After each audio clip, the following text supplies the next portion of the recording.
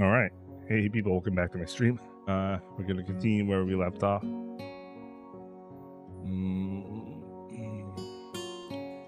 Track meeting.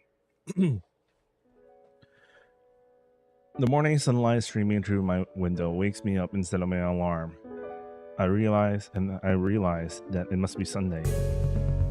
Emmy has kindly denied to give me weekends off from our morning runs. I don't actually know if I woke up at all yesterday or if I just slept through the entire day. My legs groan in protest as I lever myself out of bed. All this running has really taken it out of me. Still, I can't deny that Amy wasn't lying to me. It has gotten a little easier. I've been worried that the runs would start to wear on my nerves, but thus far I haven't minded that much. Well, it's only been a week. I suppose there's plenty of time for me to start tripping the sound of my alarm in the morning. Not that I could ever skip out now. As Emmy said, it's harder to stop a routine when there's another person. And frankly, I don't think I'm equipped to deal with a disappointed Emmy. Should probably give me those puppy dog eyes and I'll feel terrible about myself. Which reminds me, wasn't I supposed to be somewhere today? Hey, you're coming to my track meet on Sunday, right? What am I talking about? Of course you are. Right? Those puppy dog eyes again. Of course I'm going. I owe you, right? Exactly. So don't forget, okay? Crap, Emmy's track meet. I better get a move on if I don't want to miss her running, since she's the only reason I'm even considering going. Otherwise, it would defeat the whole purpose of going. And so, I soon find myself quite suddenly surrounded by a crowd of people, all turning out to see our track team compete with another school like this one. I'll admit, it's almost comforting to know we're not the only school like this. After you see that there can be two schools with a bunch of defective kids, well, you stop feeling so defective. You also stop feeling unique, which in most cases would be a bad thing. But in this case, it sure as hell isn't. That's part of Yamaku's appeal, I guess. Learn that you're not unique. Hell, learn that there's a lot of others who would kill to be saddled with your problem instead of whatever they're dealing with. Some of the kids here aren't here because they're missing a leg or they have a heart condition. Some of them might be here because they're as good as dead in 2 or maybe 3 years if they're lucky. And that's only if they get the right sort of care. It's a bitter sort of comfort to be able to say, well, at least I got a chance of being alive through college, but there it is. I brought out my rather morbid musings, with the appearance of Rin near the entrance to the bleachers. You came. Of course. I said I would, didn't I? That doesn't necessarily imply that you had to follow through. Lots of people say things and don't mean them. Well, I don't. Rin shrugged, seemingly bored with our conversation. She turns on her heel and heads back toward the stands. I owe Emmy money now. Why is that? I didn't think you'd show up. Amy did. So I owe her 500 yen. You two bet a lot. You bet an awful lot, don't you? Another shrug from an armless companion. I don't think so. We enter the bleachers and Rin nods upwards. Up there. I came out to see if you'd come. For the bet, I presume. Rin leads the way, and soon we're settled down on an almost empty bench. There's an older woman sitting next to Rin. Someone's mother, I assume. She's got a rather long hair done up in a braid. On seeing Rin, she gives her an oddly familiar-seeming grin. Well, this is surprising. I thought you went to get a snack, not a boy. Huh? A snack? I wonder why I was down there. The woman laughs again in a way that seems familiar. Where have I seen her before? Well, I suppose you've always been one to go out for one thing and bring back another. But I'm being rude. I haven't introduced myself.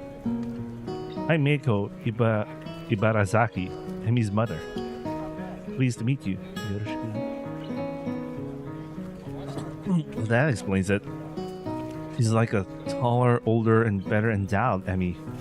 Apart from her hair being a darker shade than Emmy's, there's really no mistaking the resemblance. Sorry, I'm Hisao Nakai. And really, you don't have to apologize for not introducing yourself, Miss Ibarazaki. That's really Rin's job in this situation, isn't it? Another laugh from Emmy's mother. I think you could not known Rin for that long then. It's best not to expect her to remember something like that. She's got other things to think about, I assume. Rin nods, seemingly pleased by this assessment. She's right. I was thinking about sunsets. You see, it's really up to us to make introductions and the like. For a lack of any better response, I nod. Miss Ibarazaki leans back a little on her seat and raises an eyebrow. So, how long have you and Rin been dating? My response consists of silence, as my brain suddenly lurches into gear. But just before I can begin to utter a hastily babbled explanation, Emmy's mother bursts into laughter again. Ha! You're a blusher, aren't you? I don't know if there's any way to keep my dignity in this situation, so I set up for a mumbled response. Maybe. So, this must be a new romance then, mustn't it? Wait, that's not the question that... Another laugh. I know, but it's funny to watch you squirm.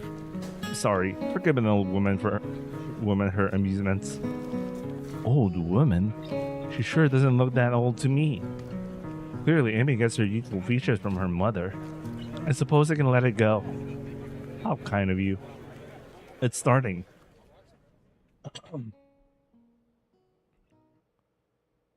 I direct my attention to the track, where they're preparing for the first sprint.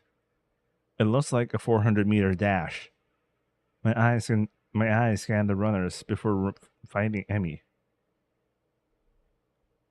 She's smiling, with an almost cocky look on her face. The starter raises his pistol. Emmy explodes off the block, disappearing from the starting line in the blur. It's amazing. Even as the other sprinters converge on the lanes closest to the inside line, Emmy surges to the front of the pack. By the time she rounds the final turn, some of the other runners have caught up with her. Their efforts come to a knot, since a final burst of speed from Emmy leaves them at least a half second behind. Miss Ibarazaki whoops and shouts, applauding wildly, and generally looking like any other parent cheering on their child. Emmy bounds off the track, looking pleased with herself. I cheered right along with the rest of them. The announcer, sounding suspiciously like Misha, gleefully gives the results. I think she's gone in faster since the last time. That was incredible. Miss Ibarazaki grins proudly. Wait, sorry. After I ate dinner and I had a heavy dinner. Okay, I think I'm good. Emmy's a heck of a runner. We fall silent as the next event is being prepared. I'm surprised to see Emmy striding out onto the track again. Wait, didn't she just run? Emmy's mother nods. Yes, but she runs multiple events for the team, especially the sprints. It's a lot of running, but Emmy can handle it. From the looks of things, she's right. Emmy doesn't appear to be tired, as if she hadn't run the previous event at all. If not for the sweat visible on her shirt, you'd never know. Which event is this? It's the 200-meter dash. She'll do this one, the 100-meter, and the relay. I see. Once again, the pistol sounds, and once again, Emmy flies off the block. A thumping sound draws my attention away from the race. It's Ren's foot. She seems completely absorbed in the race. Emmy's mother cheers again, and I assume the race is over. Sprints don't seem to me like they take very long to complete. Your foot. Your foot was bouncing on the bleachers. Oh, you seem pretty into this stuff. I'm surprised. Ren looks at me quizzically. Why wouldn't I be? No reason. I just thought stuff like sports wouldn't interest you. I suppose you're right. It's not that interesting, but I'm watching Emmy, not the sport. Don't follow. Emmy's the most Emmy when she runs. You don't get to see Emmy at her MES very often. But here, you can. See? She directs my attention toward the track again, where the 100-meter dash is about to start. I watch Emmy closely. As she gets onto the starter blocks, her whole body seems to relax, but it's a false relaxation. I can see that she's actually like a coiled spring. As the starter tells everyone to get set, her head snaps up and her eyes narrow slightly. Her mouth curls upward in what could be a grin and could be a growl. When the pistol goes off, it's as if she's been unleashed from a cage, like she's always moving at this blinding speed, but we couldn't see it happening until the starter pistols dispelled the illusion of motionlessness. It's all over in a few seconds, but in those few seconds I feel like I just witnessed something very personal for Emmy.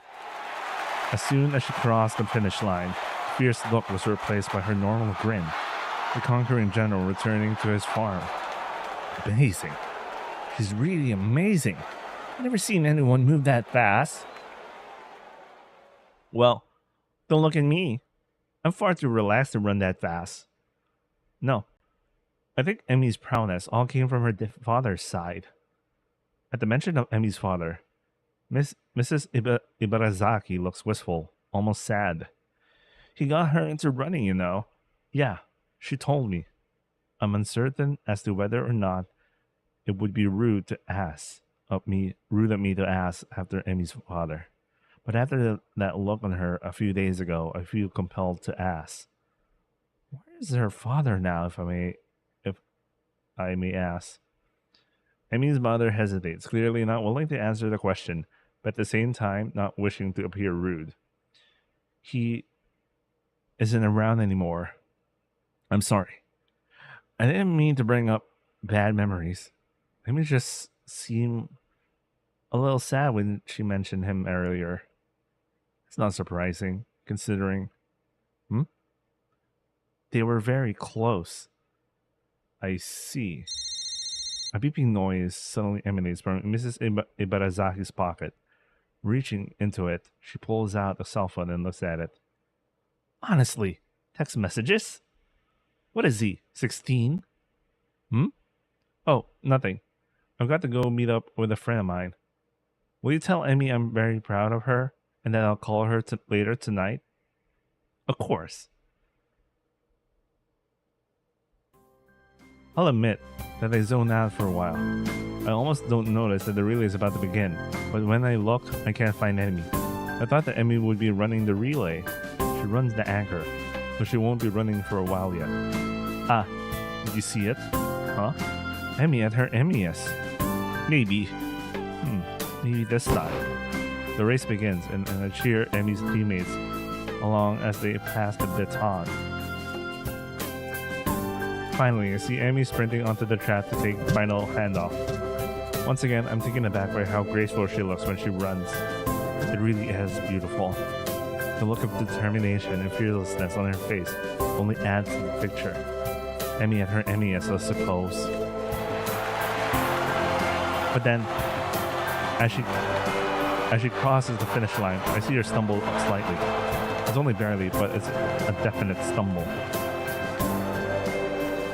Rin inhales sharply and actually looks concerned for a second. Huh, Emmy. Did she hurt herself, do you think? You notice it too? It must be bad. She frowns as if deciding on the next course of action. Eventually that proves to be too tiresome and she shrugs again. Well, let's go down. Gotta crown the victor. See if you can find a laurel branch. That's not going to be easy. Rin shrugs. At least we tried. Well, we didn't really try all that hard. Or at all. But hey, whatever. Amy is surrounded by her teammates, all of them congratulating her on the run. Rin seems to be waiting for Emmy to notice she's arrived. Oh yeah, I guess she can't exactly wave Emmy over. Then again, I'm not sure that Rin would do such a thing even if she had arms.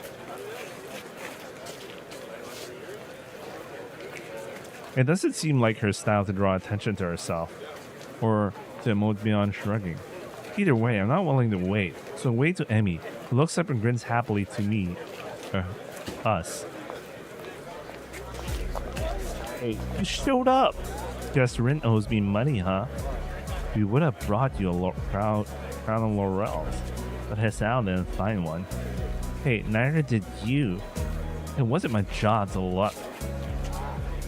Assign jobs. When I said, see if you can find a laurel branch, try to keep up. I shrug. Because Rin's rubbing off on me. Seems it's my fault after all, Emmy. Emmy laughs at Rin and me. It's okay. I'm sure you'll make it up to me somehow. Sure. Good. So how'd I look? I stopped myself from blurting out beautiful or amazing, and settled for the substantially safer. Very impressive. Sorry, so for some reason, for 1 second, I remembered fucking American Psycho. Impressive. Anyway, Emmy seems pleased with this assessment. I don't mention how much more impressive her performance is given her lack of legs. I figured she knows that already. Besides, it seems like it would take away from her efforts somehow. Great to hear.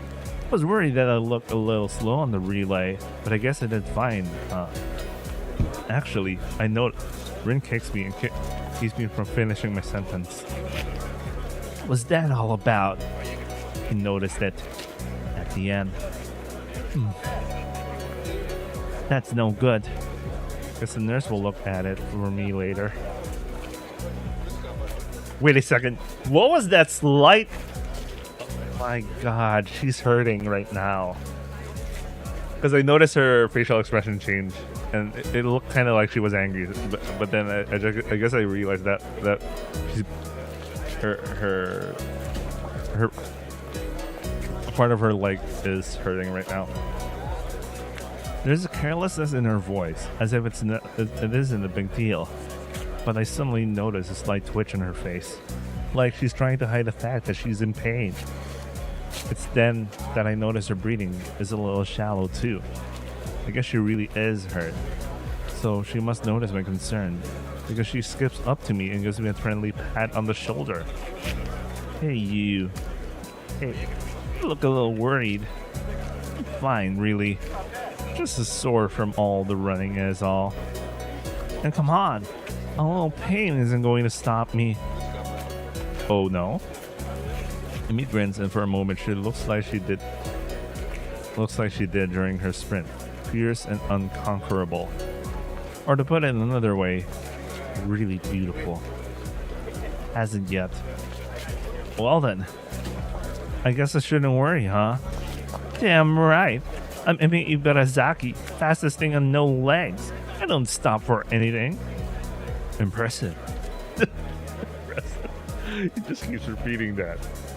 Maybe Darth Vader's impressive. But anyway, whatever.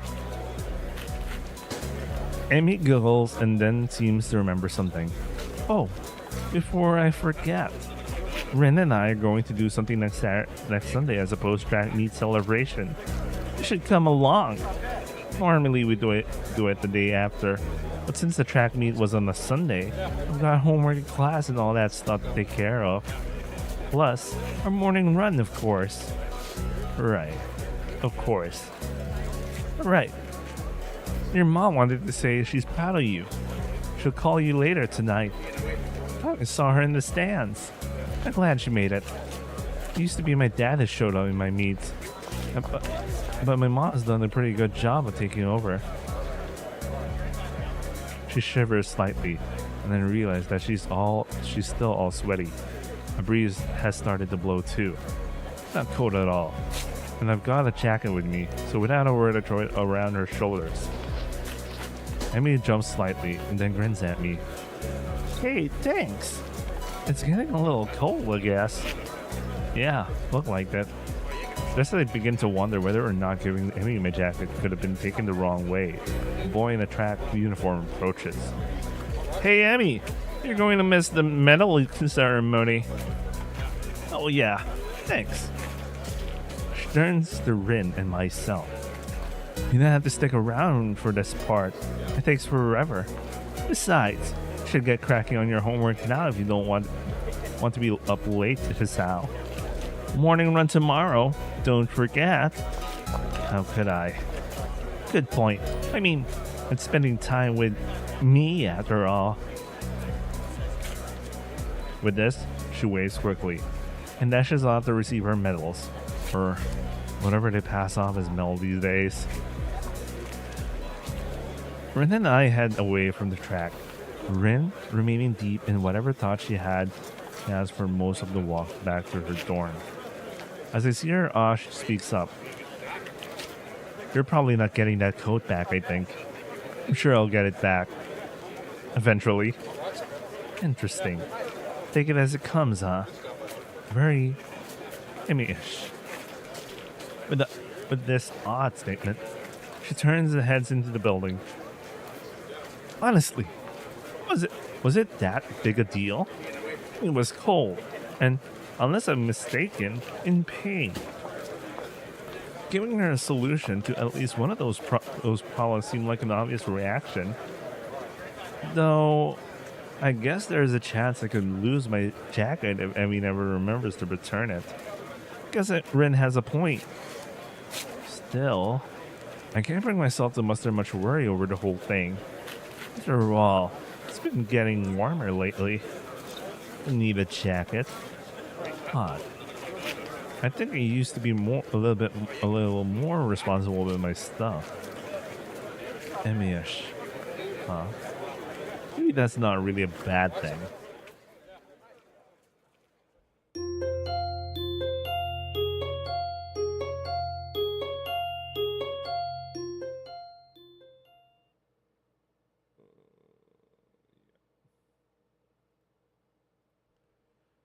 You haven't been forgetting to take your medicine, have you? I'm catching a little murmur. You should take it easy for a few days. The nurse's word hurt me far more than the exhaustion of the morning run ever could. I take it easy for a few days? I knew I should have kept quiet. I kept my eyes on the floor, feeling like a complete idiot. Of course I hadn't been remembering to take my medicine.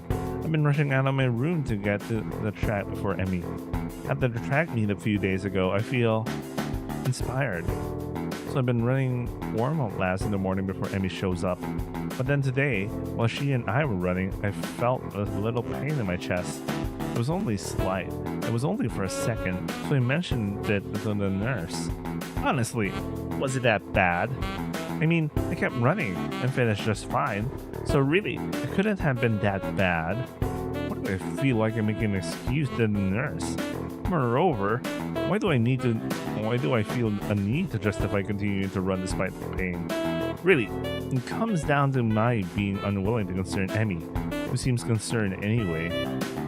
I'm not sure how she was able to tell there was anything wrong, but she claims I stumbled a little. She's the one who insisted I tell the nurse, so now I feel bad for worrying her at all. The nurse is shaking his head ruefully while Emmy paces outside the room. Sal, I know it's difficult for you to get into a new routine, but if you don't want to find yourself in a lot of trouble, you're going to have to try harder. You can't afford to forget your pills, and you can't push yourself too hard. But if I don't push myself, how will I improve? I don't know where that came from. The nurse seemed to have an idea. Now, where have I heard that before? He laughs and pats me on the shoulder. Ha! She's rubbing off on you, I guess. His expression changes again, and he's back in serious mode. Look, I'm not saying you shouldn't push yourself, but that doesn't mean you shouldn't be taking your medication, and it doesn't mean you shouldn't stop if your chest starts to bother you. I'd prefer not to have any fatalities while I'm on staff here. A bit of a lofty goal, to be sure, but I'm always up for this challenge. I hate to admit it, but I think he's right. I got to remember to take my medication. You're right. I'm sorry to worry you. Who's worried? You're a smart kid, right? No, you can be responsible, Hisao. A situation like yours, you got to learn to be responsible fast. I know. His expression suddenly becomes devious. I suppose you started to enjoy your runs with Emmy then, huh? Yeah. They've really been helping me. I mean, until today, I was feeling a lot more healthy. Plus, it's really impressive to see Emmy run. Did you see her at the track meet? It was incredible. The nurse nods, grinning all the while. That she was, Hisao. I watched her first couple of races before I had some business to take care of. She told me all about it. Kind of you to loan her your jacket, by the way. Huh? Oh yeah, wasn't that big of a deal. I had honestly forgotten all about that. I still haven't gotten it back. The nurse gets a smile that makes me feel like he's just made a joke. Not to you, but Emmy certainly appreciated it. And I know she appreciates your running with her in the mornings. This one catches me off guard a little. Sure, she's mentioned that it's easier to keep a schedule with an extra person, but I didn't think that was doing her a favor at all. I thought she was doing me the favor of helping me follow the doctor's orders. She tries harder when you're around. If there's anyone else running with her, she's going to push herself more. And if she tries even harder when you're around, because, well, it's you. What the heck does that mean?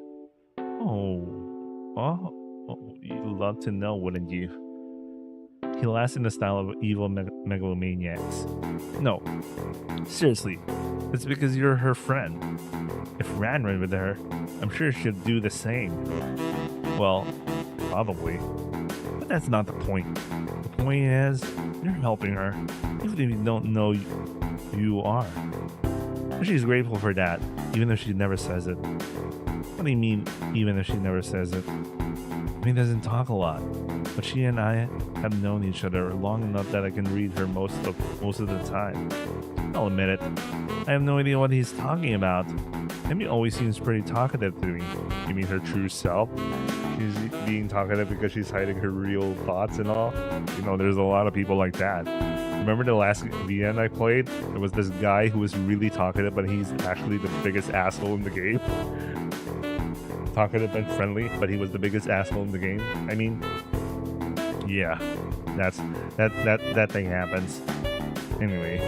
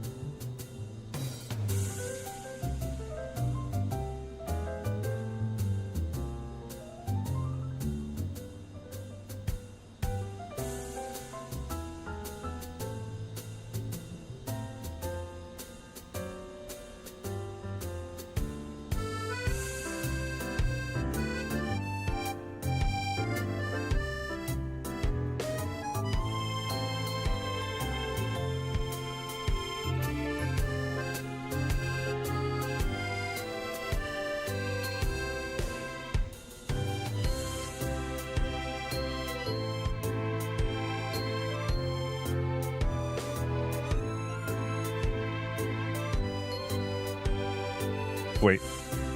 Was I mute the entire time? Was I mute the entire time? Oh shit. Was I mute the entire time? Oh my god. Wait, let me save here. Let me save here. I probably fucked up, man. I probably fucked this up, man. Was I mute on the entire time? Shit.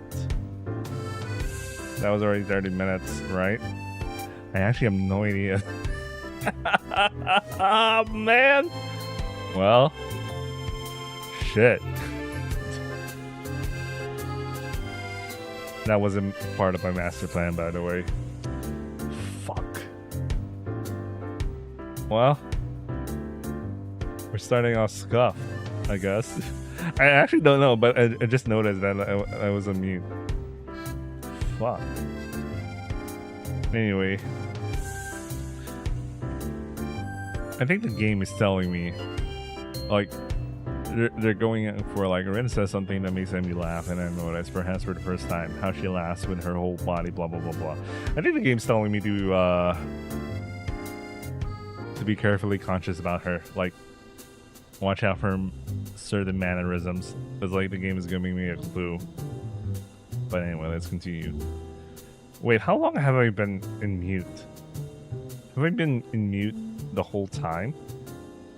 Shit. Well, it's only like 40 minutes. Oh man, it hurts because this is like a read-through of a visual novel, so probably lost around 40 minutes worth of action here. Oh well, whatever. You guys can read. Anyway, I probably look like a creep. It's about this time that I realized Emmy's looking at me. Her voice raised slightly, so she's probably just asked me a question. Huh? Sorry, I kinda zoned out for a moment there. Emmy rolls her eyes. Well, a slight quirk of the eyebrow is the only sign that Rin's even paying attention. I said, did you get a career survey in your class too? You know, one of those you want to do after high school things. I don't think so. Maybe we'll get one tomorrow. What are you going to put down? That's a really good question. I guess I've always figured I'd go to college after high school, but I have no idea what I'd do once I got there. In this route, he really doesn't really communicate a lot with Muto, so he doesn't end up in the science teacher route. You know, the same with Louis being a teacher. But I don't know if in this route he's still good at science and math. Because so far we never had like a scene talking about his grades and all. Alright, let's continue. And with the heart attack and all, I've been concentrating each day as it came rather than making long-term plans. Yeah, this is the thing about Emmy's route. He's a little bit more... He's a bit more spontaneous about things. At least that's how I notice the difference between this Hisao and the other Hisao. I suppose I can safely start planning ahead again. I've always liked having at least a vague plan for my future, so it'll be nice to come up with one again. Of course, that doesn't change the fact that right now, I've got absolutely no clue. I always kind of assumed I'd figured it out in college. Now to just become a salary man. That's pretty popular. But do I really want to? That's a tough question. I guess I don't really want to do anything. You don't sound very excited about that one, do you? She laughs as she says this, and I'm caught up in her laughter and let her laugh again. It's so girlish. High, giggly, and well, unlike, pardon the cliche, like a babbling brook. It bubbles out of her, starting in her belly, and working its way up her throat. I can't help but laugh myself. It's infectious. Yeah, I guess I'm pretty unhappy with the salaryman idea. But to be honest, I haven't given much thought to the future recently. I suppose that, these days, I've been more concerned with living one day at a time. Amy considers this for a moment and grins. It's a pretty good idea, Hisao. I just wrote down pirate. I'm momentarily stunned, and I start laughing. I stopped myself and managed to gas out of the question. You're not actually serious, are you? Amy looks mock offended. Well, I've got the legs for it already, so I just kind of figured. Even Rin seems amused by this. Just you wait. I'll be the terror of the high seas. I'll show you all. I've even been working on my pirate voice. She suddenly springs up and begins swaggering up and down the rooftop, shouting orders. Yar, me matey, hearties. Give me them broadside with the long guns. We'll wear the guts where the gun is. Do you even know what that means? Rin's unexpected interruption stops Amy in her tracks. Not really. But it's all in the delivery. The ringing of the bell prevents her from demonstrating her point further. Amy dashes off immediately, leaving Rin and myself alone on the roof. Rin stares at me intently for a few moments. Is there something wrong? Rin considers this question closely for a moment. After a lengthy pause, she shakes her head. Nope. Oh. Why the staring then? Rin shakes her head again. No. I don't get it. Get what? Staring thing. You two seem to. But I don't. Oh my god! So when Hisao was staring at her, Amy was also staring at him. Oh my god! Great. She saw me staring. Now she probably thinks I'm a pervert or something. Actually, probably not. This is Rin we're talking about after all. Still, I feel the need to defend myself. No, the mere fact that Rin says that you too, so it means that he wasn't alone doing that. I wasn't staring. I was just tired. Rin actually snorts at this, but doesn't say anything. No, really, I was just distracted, is all. Eager to end this conversation, I head down to class. I'm greeted by the twin inspectors of Shizune and Misha, looking like they mean business. Well, Shizune looks like she means business anyway. Misha just looks like she's about to start laughing at any moment. At any minute. Up on the roof again, Hichan. You know that's dangerous, don't you? That's right. The school cannot be held responsible for any injury that comes from being up there, you know. Furthermore, we could report you for breaking the rules. Misha leans in and whispers conspiratorially. And we won't, Hichan. You three are too cute together. She straightens up again, laughing at my sudden blush. Wahaha. You're too easy to tease, Hichan. Hey, come on. I'm still new here. Sort of. Isn't it mean to pick on the newcomer like this? Nope. It's to help you get acclimatized to your new surroundings. I see. Well, you had to be overzealous about it. Yep. That aside, Hichan, we were looking for you this morning when you were in your room. Of course it wasn't. I was out for my morning exercise, or here in class, bright and early. Unlike you, Shizune looks peeved, and a beat later so does Misha, or she tries to, at any rate. That was because of the student council business. You should be grateful that we worked so hard for you. Oh, I am. So, what did you need me for? Another attempt to rope me in to do the dirty work, I hope. We had to give you something, but since you weren't around, we dropped it off in your room. Oh, I think this is Iwanako's letter again. Something? Like what? Oh, you'll find out when you get back, Hichan. Wahaha. Until entering the room ends our conversation, and we all head to our seats. It's only after I've settled down at my desk and the teacher started talking about something or other that something odd strikes me. What did Ren mean? You two seem to. That's what I mean. I noticed that. I can't believe Hassan didn't notice that. Jesus Christ, man. Emmy's also looking at you. Was Emmy staring at something too? For a brief moment, I considered the possibility that Emmy was staring at me the way I was staring at her. Of course, that's ridiculous. Still, I can't deny that I wouldn't mind if it were true. But it's best not to think of that. No need to get my hopes up. Not to think of it. When did I start having hopes like that anyway? I shake my head in an attempt to clear it and focus on the lesson. After class, I make my way to my room. Muta really piled on the homework today.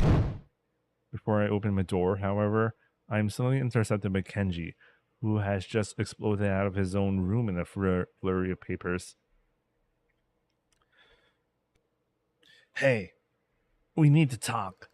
These Ruta shenanigans of yours, man. They gotta stop. What?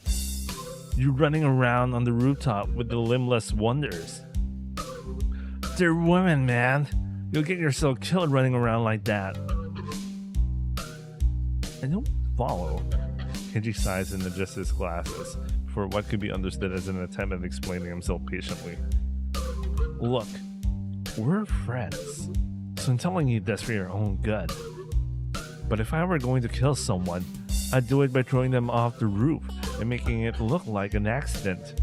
And if I thought of it, you can be sure they thought of it too.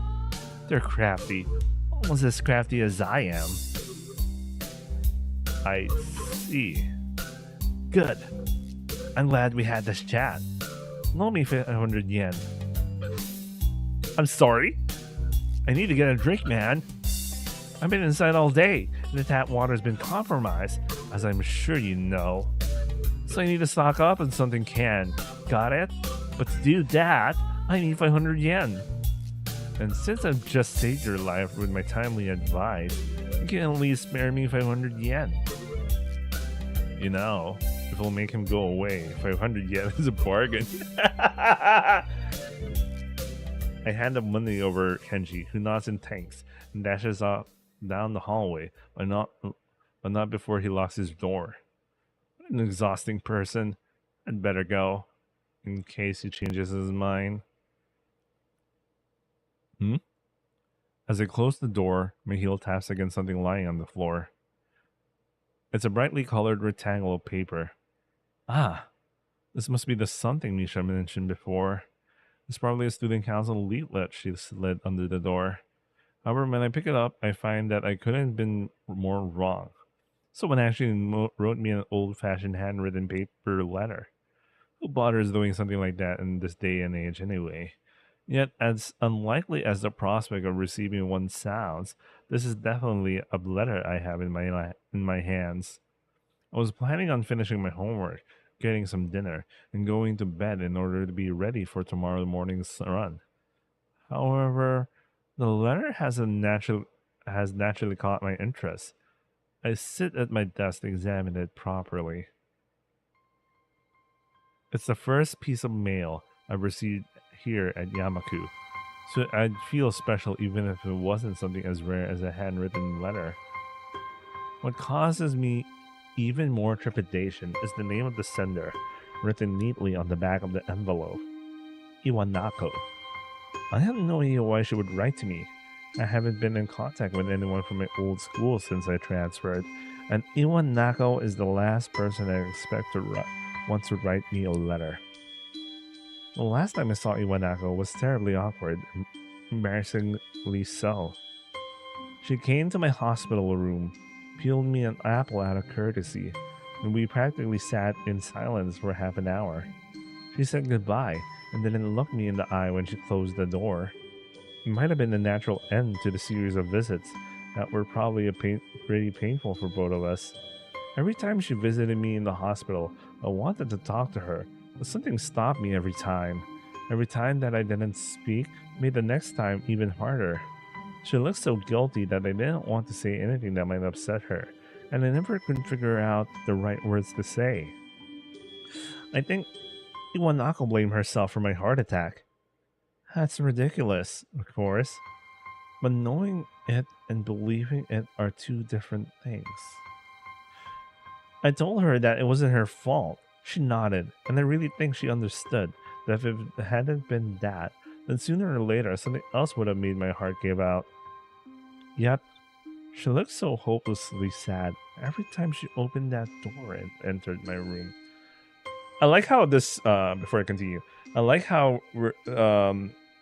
I guess in every route this changes. Like, you still get the letter no matter what, but his perspective about it changes every time, or whatever he's thinking. Because I got a different. I remember Lily's his reaction when he got the letter from Lily's. I mean, he immediately opened the letter and all. He didn't talk about this sort of stuff he's talking right now. So at least different routes are helping paint a different picture each time. Let's continue. So I never managed to say the things I wanted to say. In the end, they might have hurt her even more. Oops. Carefully, I opened the envelope and draw out the folded letter from within. Dear Hisao, how are you? Wait. When we're in Lily's route, we don't even get to read the letter. Hisao summarizes the contents of the letter.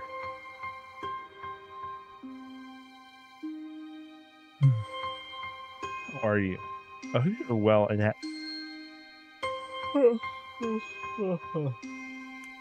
9:30.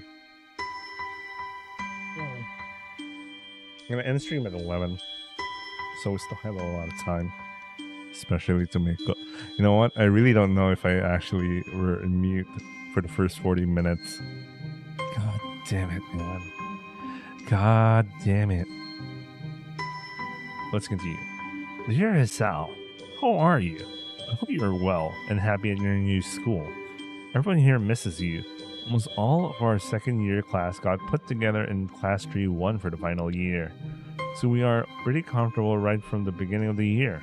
I'm sure you would have been assigned to this class as well.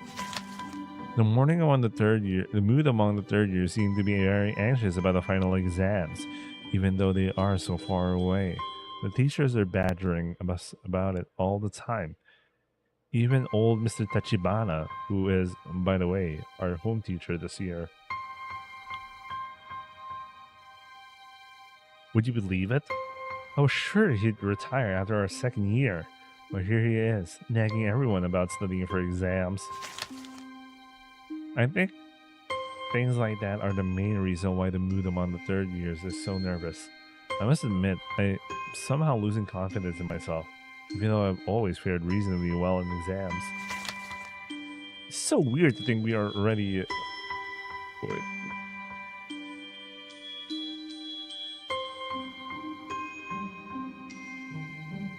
Let me continue. Sorry, something distracted me for a second. It's so weird to think we are already seniors, isn't it? Time has really flown past. I wonder where it went. The new first year seems so young and somehow really innocent. I keep wondering if I was like them in my first year. I've been feeling nostalgic like this for the whole first trimester. There are other things I want to say. I'm writing to you because I felt that there are things I should have said after the incident back in winter. I really regret that I wasn't able to say them in person, and I have no excuse for them. Yeah, I think I had quite enough of this. I crumple up the sheet of paper and toss it across the room. My aim is off. The letter rolls up under my nightstand instead of going into my wastebasket. That was an apology for abandoning me. Except, I don't know that I really need it anymore at this point. The hospital seems like a lifetime ago, and here, now, I got other things on my mind. If you take Lily's route's interpretation of it, if you interpret Lily's route's interpretation is that that's her, Iwanako's trying to help you move on, you know. If she bothered to write you a letter and all. But you know what? It still bothers me that she talked about the. She didn't go straight to business. She had some small talk regarding about like stuff happening in in his old school. I mean, it's still that part still feels kind of irresponsible when I think about it, because you know, or at least thoughtless. You know, it's kind of like talking about like a what if life, you know, and if you didn't get like fucking you know fucking sick or some shit, you would have been in class 3-1. You would have had your homeroom teacher, that old guy that you guys thought, and you know your anxiety about school and all. Like if you look at it from the perspective of like she's sending me this letter to help get you know move on and all. It's like I don't think that helps, at least in my opinion. But the last part, yeah, that kind of makes sense, unless you know that's her way of just like getting the guy angry so that he wouldn't want to be thinking about like his old life or whatever. I don't know. That's Lily's route has that kind of interpretation that I picked up. I don't know if Emmy's route's interpretation would be way different. I have a feeling it is, because we didn't even have like the chance to read the letter. Like in Lily's route, it's just a straight up like summary of the stuff she mentioned in the letter. So I guess Emmy's route is really intended to be like one of the first routes you pick, so you get to read the letter. But like in Lily's route, you can obviously tell like at that point you'll be like, I've seen this letter so many times, so the summary is good. Anyway, I'll be right back really quickly.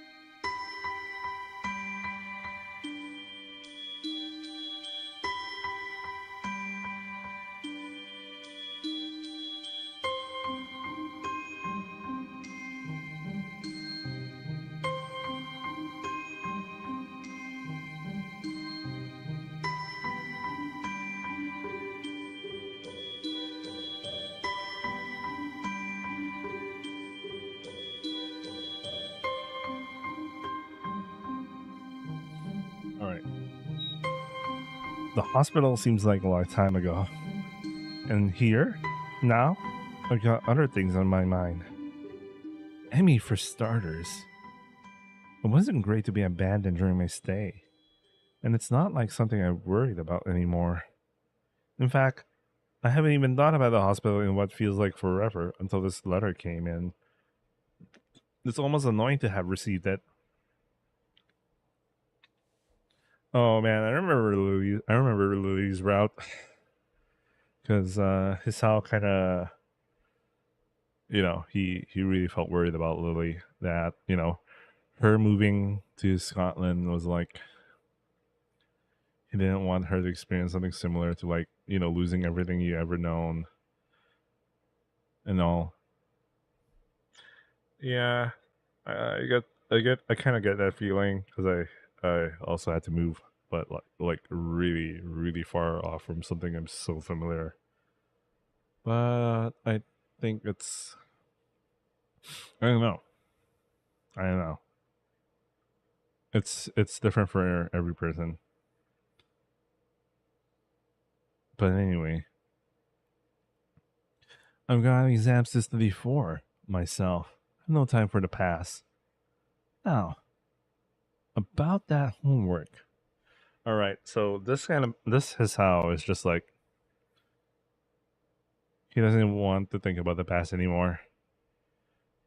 I think this is really important to think about, like, regarding Emmy, because we have a general idea of her past right now, but like I have a feeling this is gonna play into like Amy's mindset as well, but or something about the past, and her attitude about it, or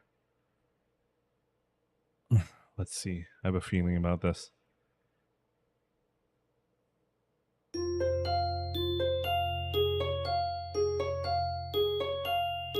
But in both routes, he did end up throwing the paper or whatever. So, what's the plan for today anyway? My nose is about. I was about to sneeze. Okay, it didn't happen. When it happens at night, and that my nose just gets so itchy. But I have no problem like in the morning and afternoon. It's just the evening, man. I'm waiting patiently in the hallway of the girls' dormitory just outside Emmy and Rin's rooms. Emmy is apparently helping Rin with getting dressed. Oh, I guess this is the shopping, the post-meet celebration thing. I suppose that makes perfect sense. As I had no idea how Rin would get dressed otherwise. Picnic? Picnic? That's what I said. Sounds pretty exciting. I know, right? Rin chooses the moment to make an observation. The sky seems threatening today. Actually, I noticed that too, on my way over. Despite the sunshine of the early morning, the afternoon seems to have taken a turn for the gloomy. There's a heaviness into the air as well, that usually heralds a rainstorm. I wonder if I should have brought my umbrella. He's got a point. Emmy, you sure that you still want to risk getting caught in the rain? I don't even know why I bothered asking. Emmy pops out of Rin's room into the hallway looking shocked, and I even suggested canceling our plans. Of course! What? The threat of the rain's supposed to stop me? Alright, here we go. She's so reckless, man. She's straight up reckless. I know this type, I mean, I know people who run and who are like, it's raining. I'll just power through it. And that sometimes it doesn't go out well and all, but yeah, I totally understand running in the rain. It wouldn't stop some people, The mindset carries over to other things sometimes. I can't help but grin at her belligerent response. It's almost like she's daring the rain to come. If Mother Nature were walking down the street, I think Emmy would probably start a fight with her. Or at least challenge her to a race. In fact, Emmy seems almost aggressively cheerful today.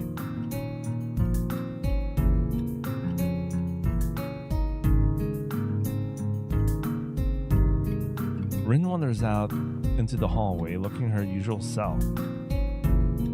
Well then, are we all ready to go? I'm ready. Rin nods and says a single word. Basket. Beg pardon? Basket. In Emmy's room. You should carry it. Emmy claps a hand in her mouth, embarrassed. Oh my gosh. Almost forgot all about it. I say, Rin. Emmy darts into her room and emerges with that look. With what looks like a very stock picnic basket. As she hands it over to me, and note that it feels heavy enough to be one. To be one too. God, good lord. How much food does she pack? And more to the point, where'd she get the money for all this? So, are we set to head out? Yep. Rin gives another nod, and we head out of the dormitory. I can't help but frown when I notice how gray the skies got in 10 minutes I was in. Sighed. Still, Emmy doesn't seem concerned by such petty concerns. As the color of the sky, she's possibly skipping as we walk. Which reminds me, where are we going? This brings Emmy up short, as she shoots me an embarrassed look. You know, I haven't really thought of that. What do you think, Hisao? Well, there's this spot where we ate during the festival. It might be nice to leave the campus for a while. However, I'm not sure if there's any good places to do that in town. This Hisao doesn't really go much to town, by the way, so, or at least center that we know he goes to town. You know, that kind of makes me think a little bit of like the kind of person Hisao is, depending on what he does. Like, so far he hasn't went to town. I'm gonna think about if there's any meaning to that, or it's just like, you know, I don't know, man. Let's continue. Just as I'm about to open my mouth, Rin unexpectedly interjects with a suggestion. There is a park in town near the art shop. Great idea, Rin. I totally forgot all about that place. Bryce is reverted. Do you know how to get there, Rin? Rin shrugs. That's pretty likely. Good enough for me. I would prefer knowing for sure, but what the hell? Lead on, Rin. The three of us quickly make our way off campus and take the road down into town. The basket is a bit heavy. I hope that park is close by. We pass the art supply store, Rin slowing her pace slightly as we go by.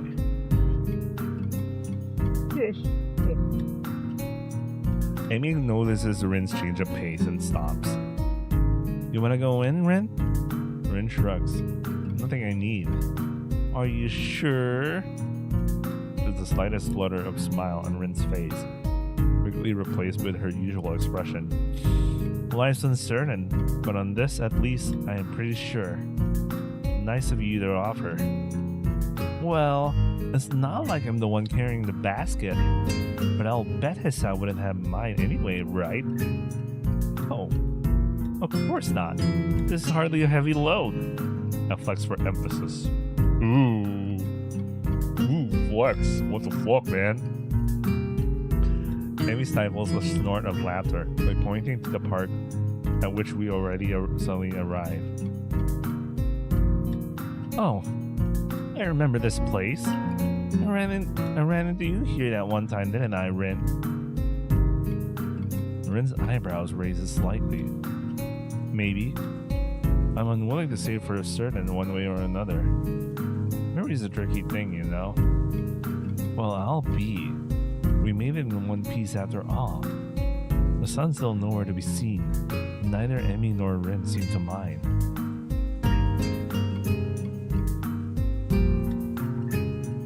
Oh, this is a better art of Rin. His house still looks kind of weird.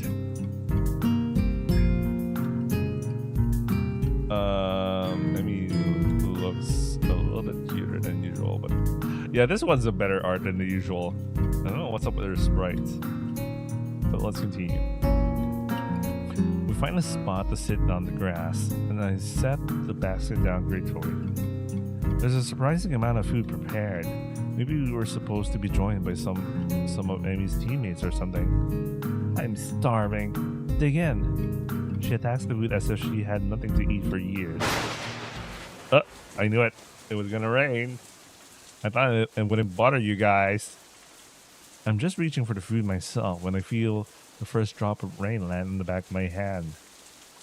Uh-oh. Looks like the weather's not going to cooperate with us after all.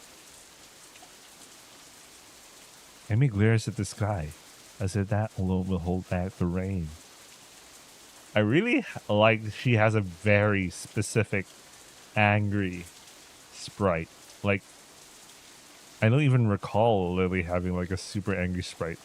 Like, the best thing that we had Lily do was like say damn it when she fell down. And after that, we never saw her angry at all. But here, we see Emmy really angry. I very nearly believe she can do it. It's one heck of a glare. It had better cooperate. You hear me, Sky? You stop that raining right this instant. This guy doesn't seem inclined to listen to her, despite the commanding tone she's taking with it. Instead, the rain seems to increase. Ren wrinkles her nose in distaste at the turn of events. Regrettable. What do you mean? Ren shrugs. I could paint this if I weren't out here. Shame to miss it all. Shame to miss it is all. She doesn't seem angry or annoyed about it. Just a little disappointed.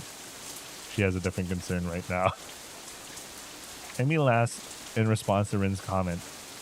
Guess we should have stopped in that art supply store after all, huh? The rain increased a little more, offended that we haven't fled yet. Despite the warm temperature we've been enjoying, the rain is rather cold. I wish I brought my umbrella. Hey, we should probably head inside to keep dry. We're already pretty wet, Hisao. Yeah, but we can dry out this way. Maybe wait out the storm. You don't want to catch a cold or anything, do you? Amy considers this for a moment. I can tell that part of her wants to stay out in the rain just despite the weather. Oh my god! Emmy, man! Holy shit! She's so prideful that her common sense is being... Oh my god, man. There are some people like this, man. Yeah, I think I've seen people like this, like literally in real life. Like, I don't know them personally, but when I'm walking in the rain with an umbrella, and I see them ultra wet, and they walk without care. And I'm like, dude, what the fuck, man? Anyway, unfortunately for her, the weather hardly cares about what we do. I suppose you're right. Where do we go? I don't have an answer for her. This area is still pretty new to me, though I guess I'm slowly getting used to the school itself. The surrounding town remains a mystery. Yeah, he hasn't discovered the Shanghai here. Like, wait, this is how he discovered the Shanghai in the first place. Because it was raining, right? Although I wouldn't imagine him finding that place. Because he found that place while on the day he decided to just randomly go around the town. So he could, like, learn a little bit more about it. Anyway, all I know is the art supply store. And that's only because we just passed it. Fortunately, Emmy soon snaps her fingers in triumph. That's it. There's a tea shop nearby. Oh my god, they're going to the Shanghai. We could have some tea and dry out. No problem. That doesn't sound like a bad idea. Great. You know where it is? Emmy nods, looking fairly confident. Sure do, I think. But it'll be an adventure either way, right? Adventure, huh? Well, I suppose we could use a little adventure. I think as long as we can get out of the rain, I'll be happy. The picnic basket is a little lighter now, at least. Lead on. Rin and I follow Emmy as she weaves through the streets with something approaching confidence. Now left here. There, the Shanghai. Ah, there you go. This is how they also discovered the Shanghai, because it was raining. This is how he discovers the Shanghai. I wonder if he'll encounter Lily here. Because Lily was talking with Akira during this time. I don't know if it's the same day, but you know, if I try to think things in your typical visual novel logic, although they don't have days, like some visual novels will tell you the date of the day. So I don't know if this is consistent with whatever happened in Lily's route. Anyway, Amy beams triumphantly as she points to the tea shop. It seems fairly crowded inside. A symptom of the sudden rain, I'm sure. Oh, it's Yuko. Welcome. Can I... I'm surprised to find out that our waitress is none other than Yuko.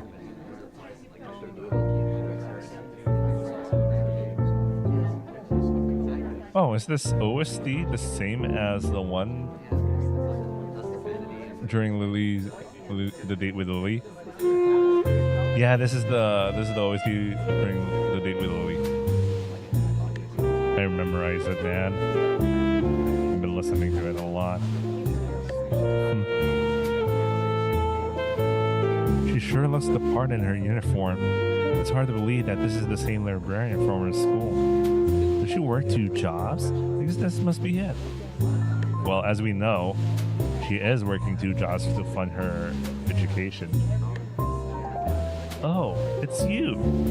Yuko seems to know Emi. Emi grins brightly, pleased to be remembered. Hey, Yuko.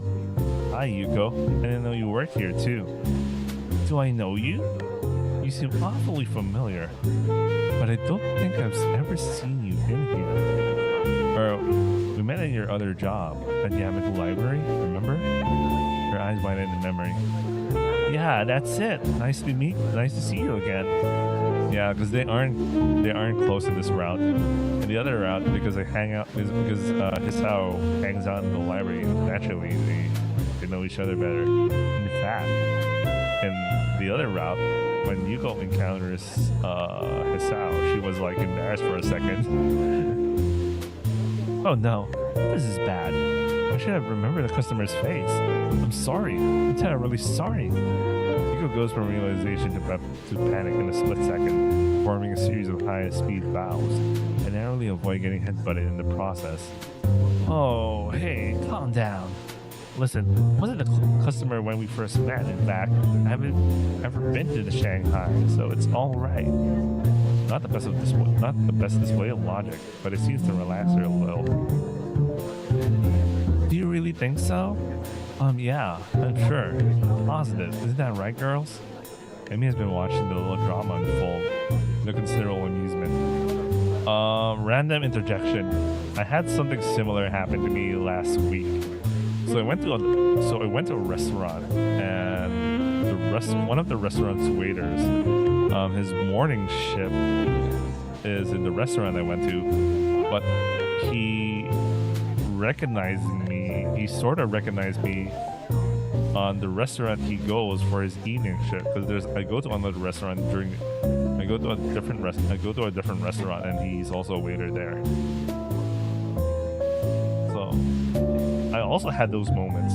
Sometimes some of the waiters I encounter in one restaurant are also like customers during pop-ups, because they take that time to do some research on things happening in the local industry and shit.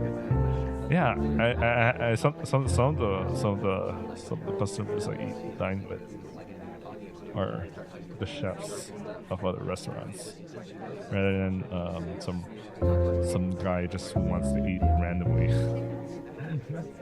But anyway, yeah, it sure is. Well, okay.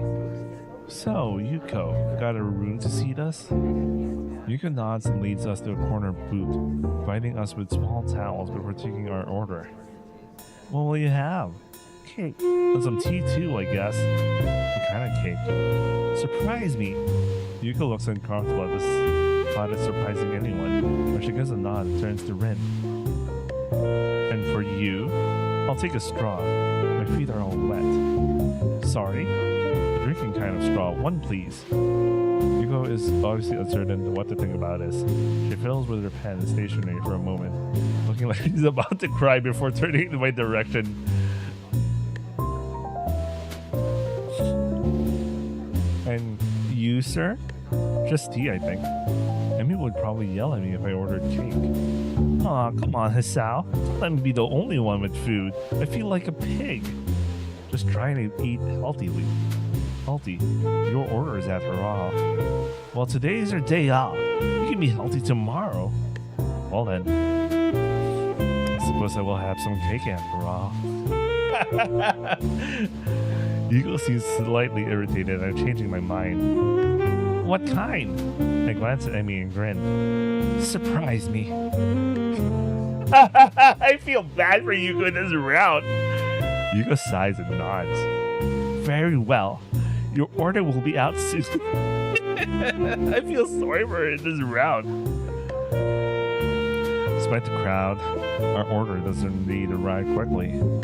Thanks, Yuko. Yuko nods in appreciation. This is a different guy than usual, isn't it? What?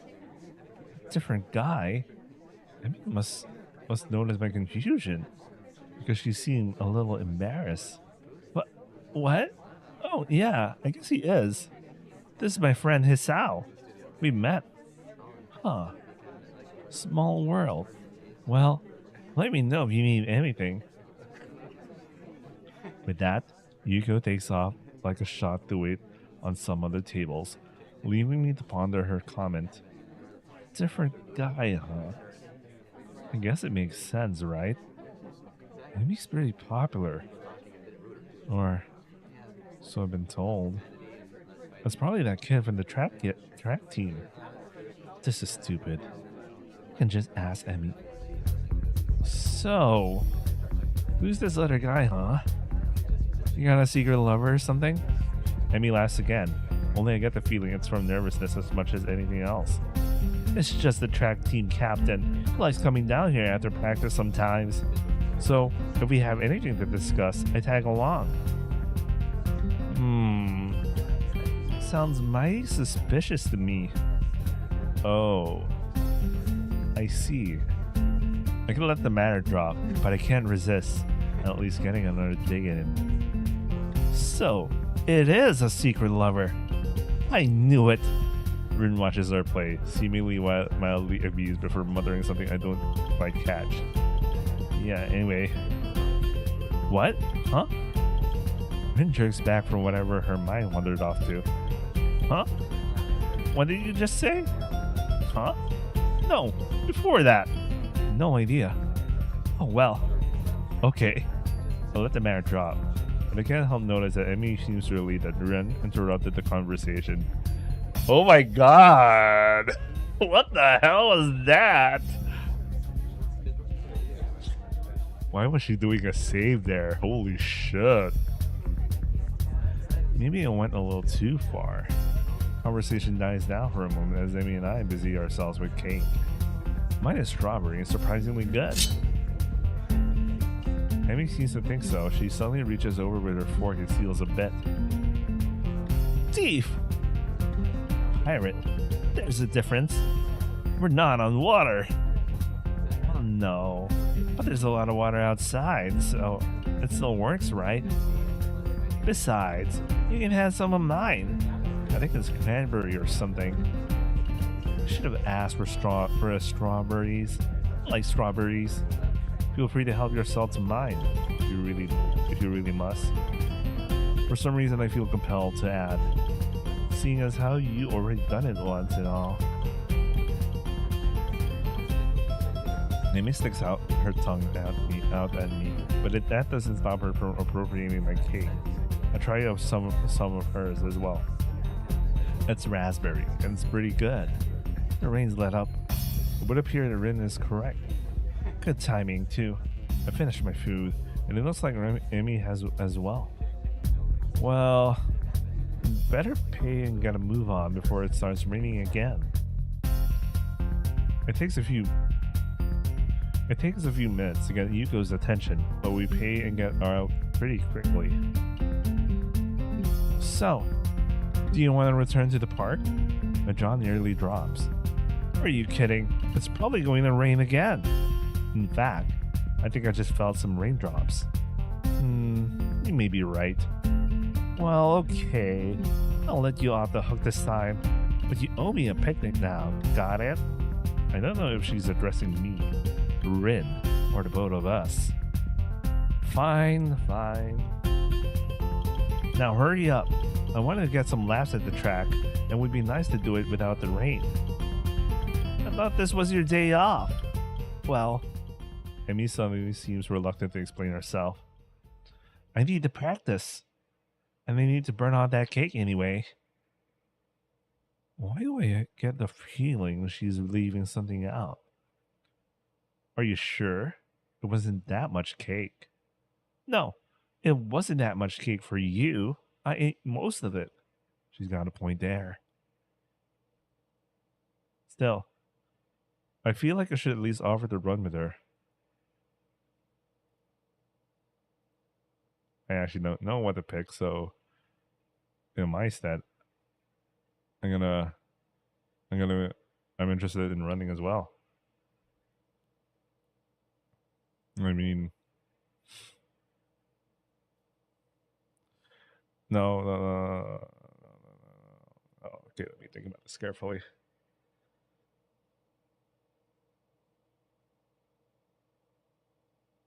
I think I should offer to run with Emmy. Though I have a feeling, because she wanted to, it feels as if she changed her idea and she had something in her mind. The natural instinct move is to offer to run with Emmy. Keep quiet is, but I think she'll appreciate if I at least try to offer to run, even if it doesn't end up running. Even if this out doesn't actually end up running.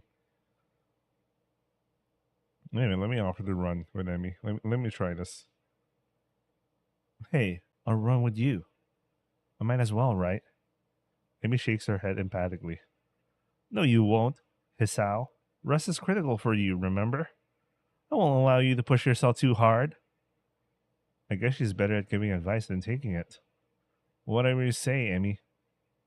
I think it's probably best not to press the issue. As we approach the girls' dormitory, it starts to rain again. Amy's expression sours slightly.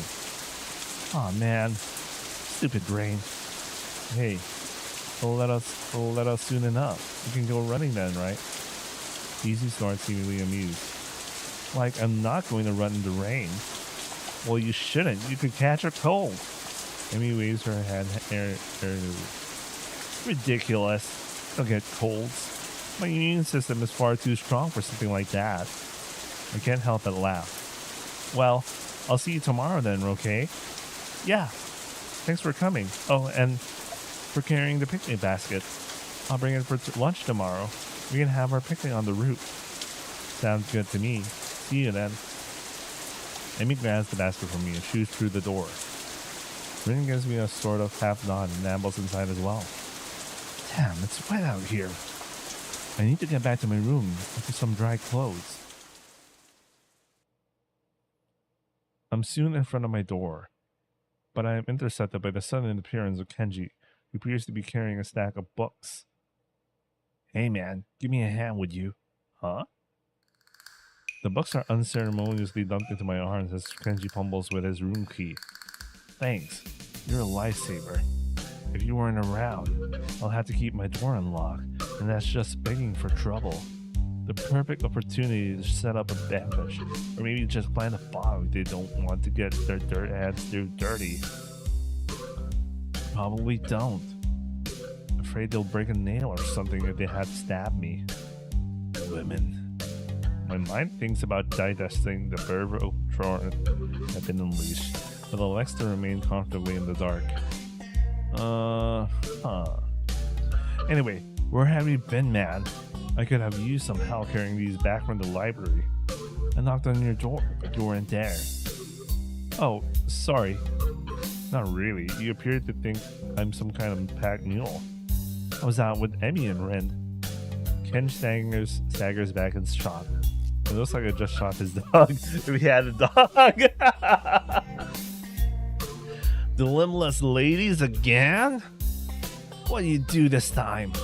Well, we wound up into Shanghai and prevented from doing the sudden exclamation of despair. The Shanghai? Why the Shanghai? No, man. You can't just go to that damn Shanghai.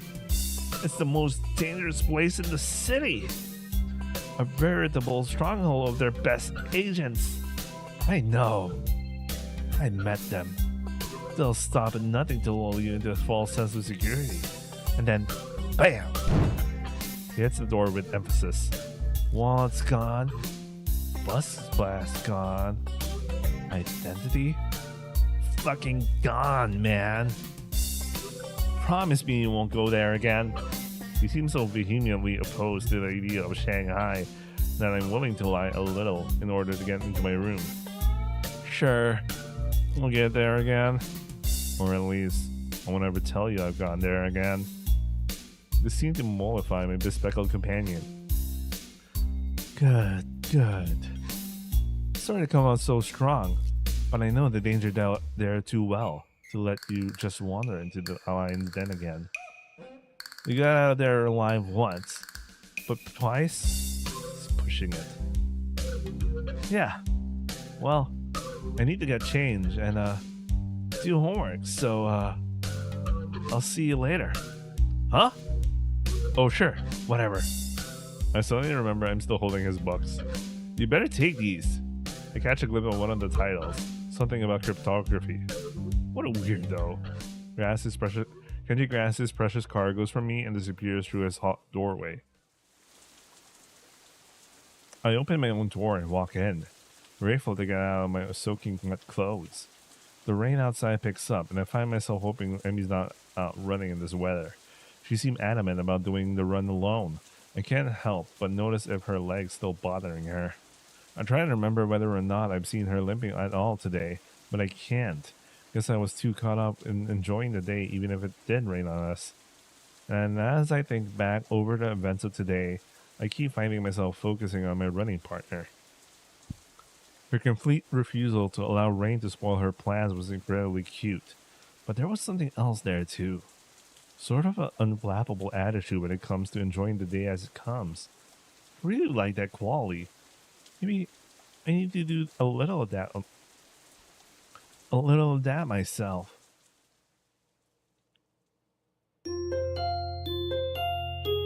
It kind of makes you think, man, what's going on? I don't even know if like the option I pick is like deadly, but you know, at this point, let me go through this blindly.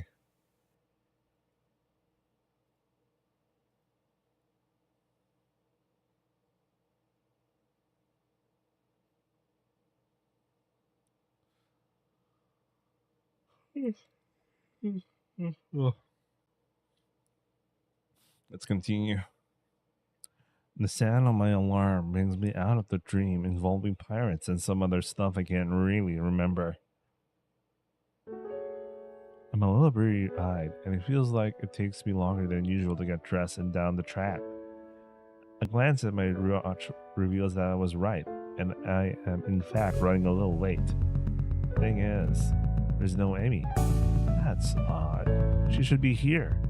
She definitely should be here. I mean, I was late. I guess I wasn't the only one who had trouble getting up this morning. The thought crosses my mind that it never quite stopped raining yesterday. Did she go running anyway? It seems likely. Amy's a lot of things, but cautious isn't one of them. She probably figured the rain wouldn't stop, and that's why she was so adamant about running alone. Still, I would have gladly run with her, even if it wasn't the rain. Heck, if anything, I would have been able to convince her to come in once it got really bad. That would be why she didn't want me to tag along, of course.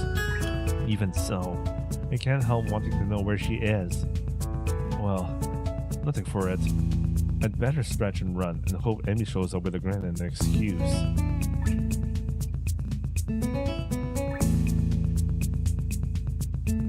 On my cooldown lap, I am forced to admit that Emmy isn't showing up. Furthermore, I have no idea where she is. Anxiety gnaws at me, while at the same time I wonder just why I'm so worried over her. The run helped me take my mind off for it a little while, but now that I'm finished, I'm back to worrying. It was weird not having her here. Downright unnerving.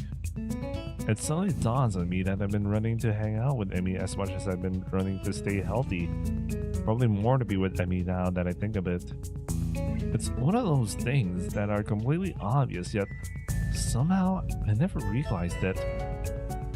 She really is someone I enjoy being with. As revelations go, it's hardly worth shaking. All the same, I find myself feeling slightly shocked. When did this happen? Well, no time to think about this. Though, I want to ponder this new development. I have a greater desire to find out what's happened to Emmy. I'll ask the nurse when I stop in to see him. Well, you seem to be in good shape, Hisao. That's good to hear. I replace my shirt and stand to leave as usual. Except instead of leaving, I ask a question. Hey, where's Emmy? She didn't show up this morning. Is she okay? While I try to valiantly to conceal anxiety in my voice, the nurse's expression suggests that I failed miserably. You mean, she didn't tell you? She's sick in bed. What? Sick? The nurse shrugs. Yeah. She came to my office early this morning with a fever. To be honest, I'm surprised she made it here. She was burning up when she arrived. I believe she planned to let you know, but she asked me to tell you. Oh, shoot! The nurse gives you a sheepish smile. That seems at least partially sincere. What an asshole.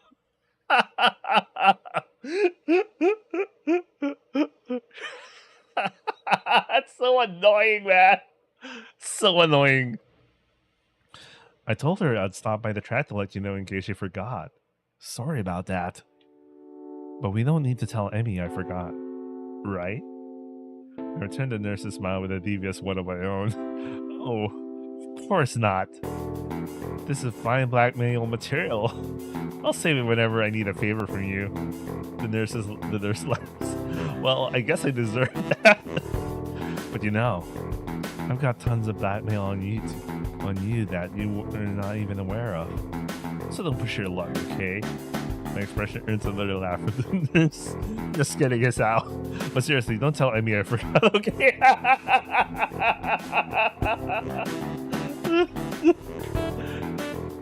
Okay, man. Whatever you say, man.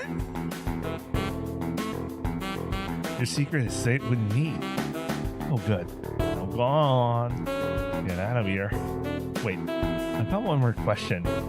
Shoot. Is she going to be okay? Oh yeah, definitely. Her fever was high, but it was already starting to go down by the time she came by the office. I'll probably check up on her at lunch to be sure. But I expect she'll be up and about by the evening no matter what I tell her. Maybe I should visit her after class. It takes me a second to realize I've spoken aloud. The nurse is raised an eyebrow and gives me a searching glance for a moment. Well, it might not be a bad idea. You could let me know if she's taking the turn for the worst, I guess. But no funny business, you got it? I know what meds you're on after all.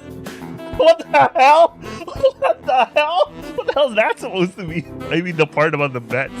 I totally understand the no funny business stuff, but the funny part is what the meds you're on.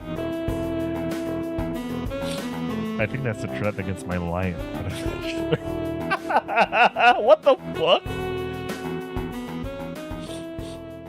Either way, I assure the nurse that my intentions are chase and exit the office.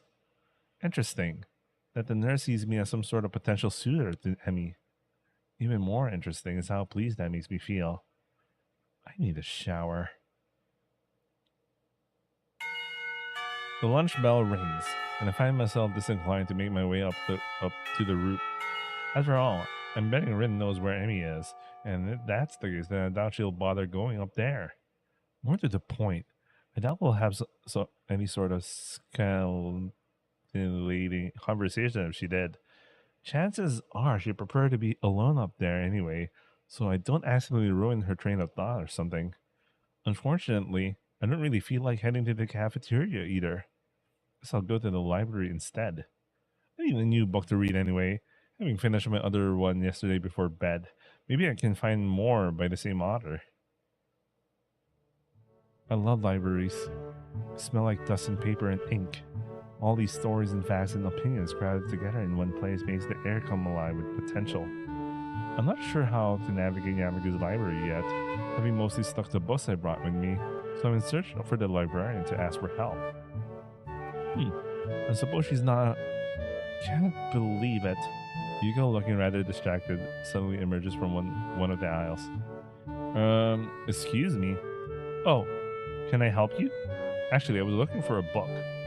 So am I. Advanced Cartography. Just got it in, and now it's gone missing. I really, really wanted to read that one. Cartography? Yeah, that is. This guy I knew. No, not sure how to describe it. Let's get to the end. You got me interested in cartography, not only now the book's gone, and I think it's been stolen. Sounds pretty terrible. Yeah, especially now I have to search the whole library for it, even though it's probably not even here. You seem busy. A little. She dashes off down another aisle and resign myself to find my own damn book. Kenji has the book.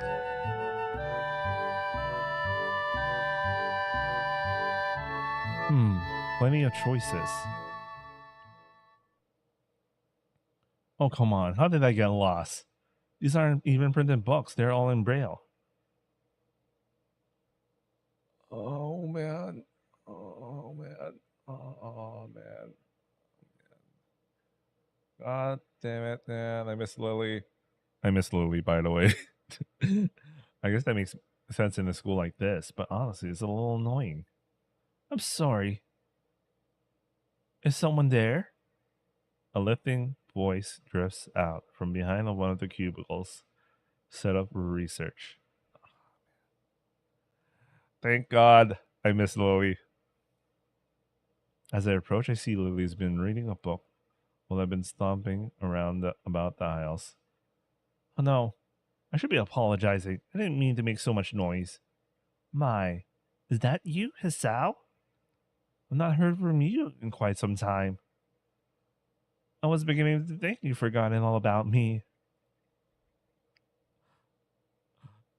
I never forgot about you. I always thought about you. Every single moment. Some shit like that. You know what? You know what? Let me fight that I brought her up in a few seconds ago. Especially, especially that she was the route I was on before this. How could I forget about Lily? I will never forget about you, Lily Sato. There's some shit like that. Oh, man. I'm going to stop playing. I'm just going to... I never forgot about you, Lily. Well, for Hisao, he did. Not for me. Sorry. Lily laughs in that refined manner of hers and shakes her head. I'm only teasing you, Hisao. From what I hear, you've been busy. Morning runs with Emi Ibarazaki and lunch on the rooftop, if I'm not mistaken. Yeah, because word gets around pretty quickly. That, and I can't coax poor Hanako on the roof anymore. Oh yeah, thanks to me, Hanako is now like, she's still dependent on Lily.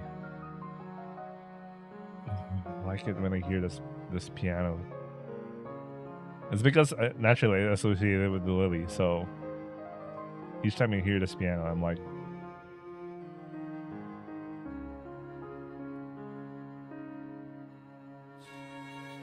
not gonna lie, it's still like Lily. Emmy's just okay. She's not really selling on me right now. And each time I think about Lily, I'm like, she's not Lily. Yeah. Anyway, let's continue. You three are always up there. claiming the spot for yourself. She challenged me gently, though it's pretty clear she's just teasing me again.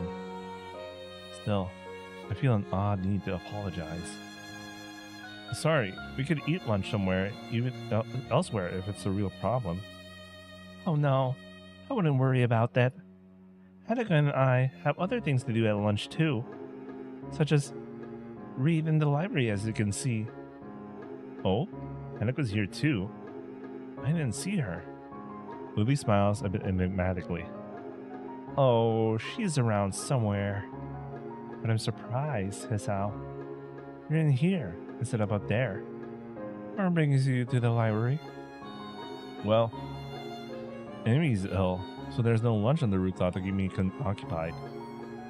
Lily raises an eyebrow at my statement before giving another chuckle. My, poor Rin must have felt left out. It's not like that. Ah, but I'm sure it isn't. Amy tends to be the life of wherever the group she's in. It's a shame to hear she's fallen ill. Will she be okay? Somehow I get the feeling that Lily's just inquiring out of politeness. Oh man, he doesn't know how Lily is. Lily is just straight up, like, naturally concerned. I mean, she's very motherly, so she's actually concerned, even if it sounds like she's just asking out of politeness. Somehow I get the feeling that blah, blah, blah, but I respond anyway. The nurse thinks so. I'm going to swing by and see how she's doing after school myself. Another raised eyebrow. My, what a noble gentleman you are, Hisao. It's nothing really, just checking up on my friend after all. Ah, so it's just friends, is it? How disappointing. I blush and glad that Lily can't see it. But somehow she knows I've been flustered by her comment anyway and laughs. I'm sorry, Hisao. I'm teasing you again. Fuck this, man. I gotta stop. I like her rat, but he's too perfect, man. Anyway, we're still in Act 2. We still have a couple more acts to redeem Emmy. But at this point, I obviously like Lily better. Please do tell Emmy that I hope she feels better, won't you? A glance at my watch reveals I'm very nearly out of time to find my book. Of course. Hey, I've got to find a book before lunch is over, so I'd better get moving. See you later. That was probably not the best phrase to use. Yes, this is fucking Hisao at Act 1 and Act 2. So in Lily's route, so he still says shit like this. Well, to be fair, by around Act 3 and Act 4, they technically still say stuff like that, but at that point you're like, she understands it's a figure of speech, you know, and you know she really doesn't want to be bothered about like the fact she's blind, and you know she's just anyone else. She hates to be pitted after all, save for Hisao, but I don't know about this Hisao. You know. Lily, however, takes the graph in stride. Until we meet again, Hisao. I'm never gonna make it, guys. I want to go. You know what? Once the Steam version comes up, I'm gonna replay Lily's route again. But you know, I know how to stream that. I'm just gonna do it by myself. I'm just gonna speedrun it. We'll always meet again, Lily. Lily's the best, but I don't know. That's like maybe that's just bias from my the first route I actually ended up finishing. I mean, technically, Emmy's my first route, but like I didn't bother continuing until now. I never do find the book I was looking for, but I walk out with something else instead. My stomach growls slightly, letting me know I should have had something for lunch. Oh well, I'll grab something before I visit Emmy later. It seems as if time has decided to slow down for the express purpose of annoying the hell out of me. Class feels like a drag on for ages. I suspect that my being consumed with worry probably has something to do with it. Blessedly, The bell rings, and I dash out of the class, drawing a few raised eyebrows, I'm sure. I have spent the majority of the day fretting as obtrusively as I could. Even though the nurse thinks that Emmy is perfectly okay, I want to see for myself. It's 10:30. I only have 30 minutes left, and I really want to be strict today.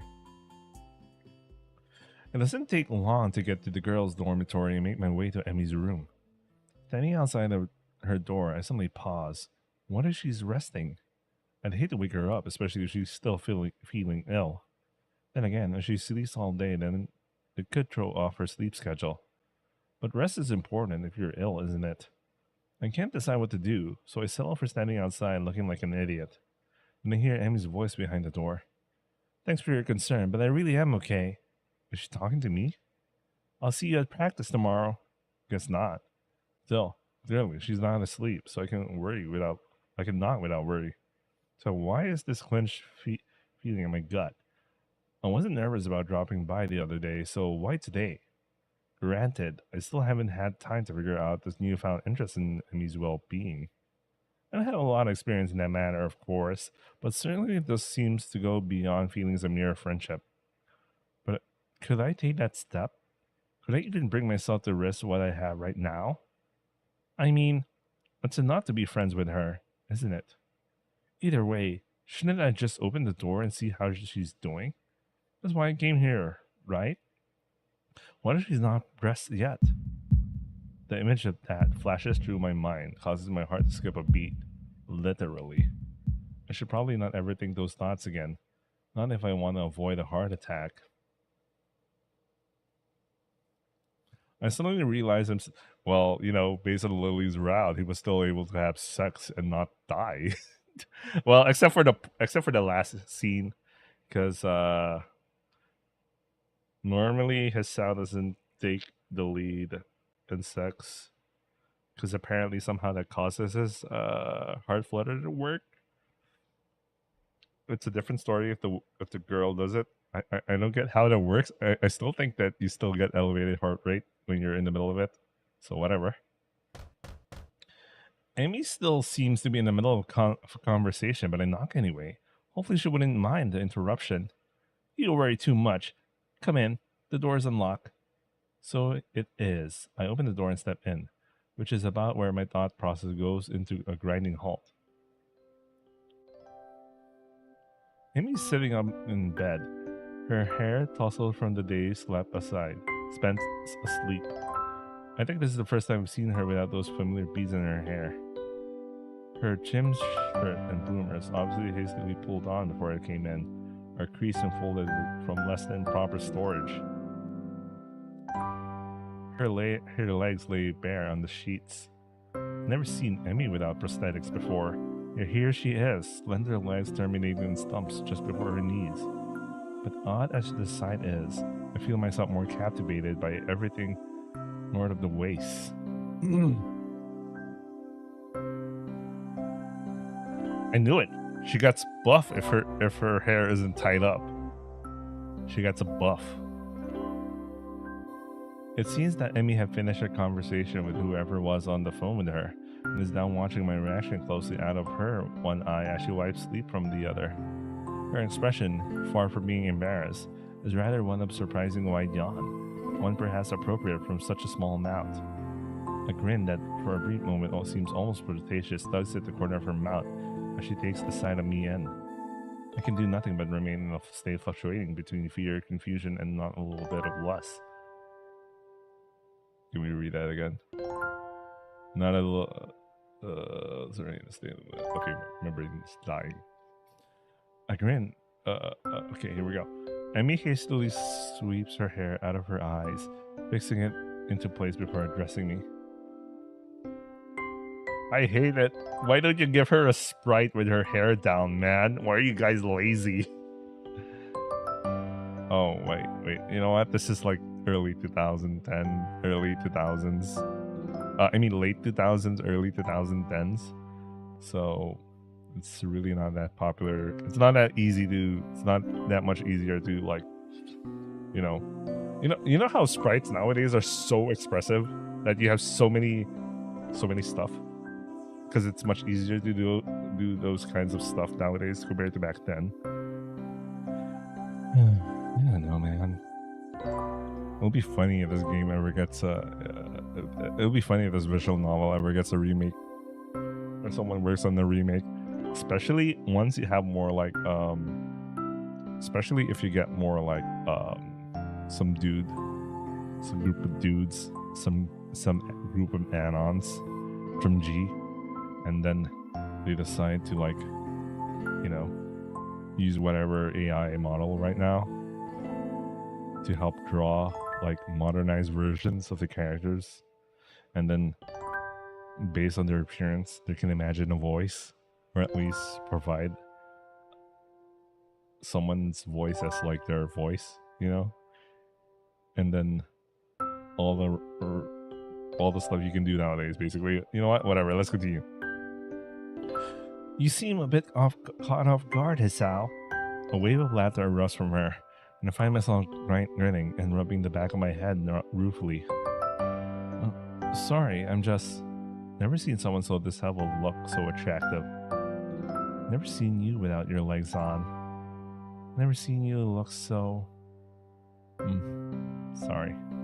Amy giggles again and moves to sit up a little straighter. I'm caught up in the moment of her shirt, very nearly losing myself. I was wondering what your reaction would be. The nurse called and told me you were going to drop by, you see. And I know you haven't seen me, well, you know, without legs. I respond in tone of a casual surprise. Oh, you don't have them on? I didn't notice. This is almost the truth. I very nearly didn't. I'm not trying to be a swab or anything, mind you. Some might think Emmy would get offended by that. Instead, she sticks out her tongue at me and chucks a pillow in my head. Ass. I definitely catch the pillow and take careful aim before throwing. Emmy laughs and rolls to one side, dodging my shot, and shifting of her shirt distracts me enough so that the next thrown pillow hits me right between the eyes. Oof. I retaliate, of course. And once I retaliated twice, well, a war was bound to break out sooner or later. And really, when Emmy appears to have far better aim than me, well, it was just a matter of time before I had to resort to a suicidal charge. Gotcha!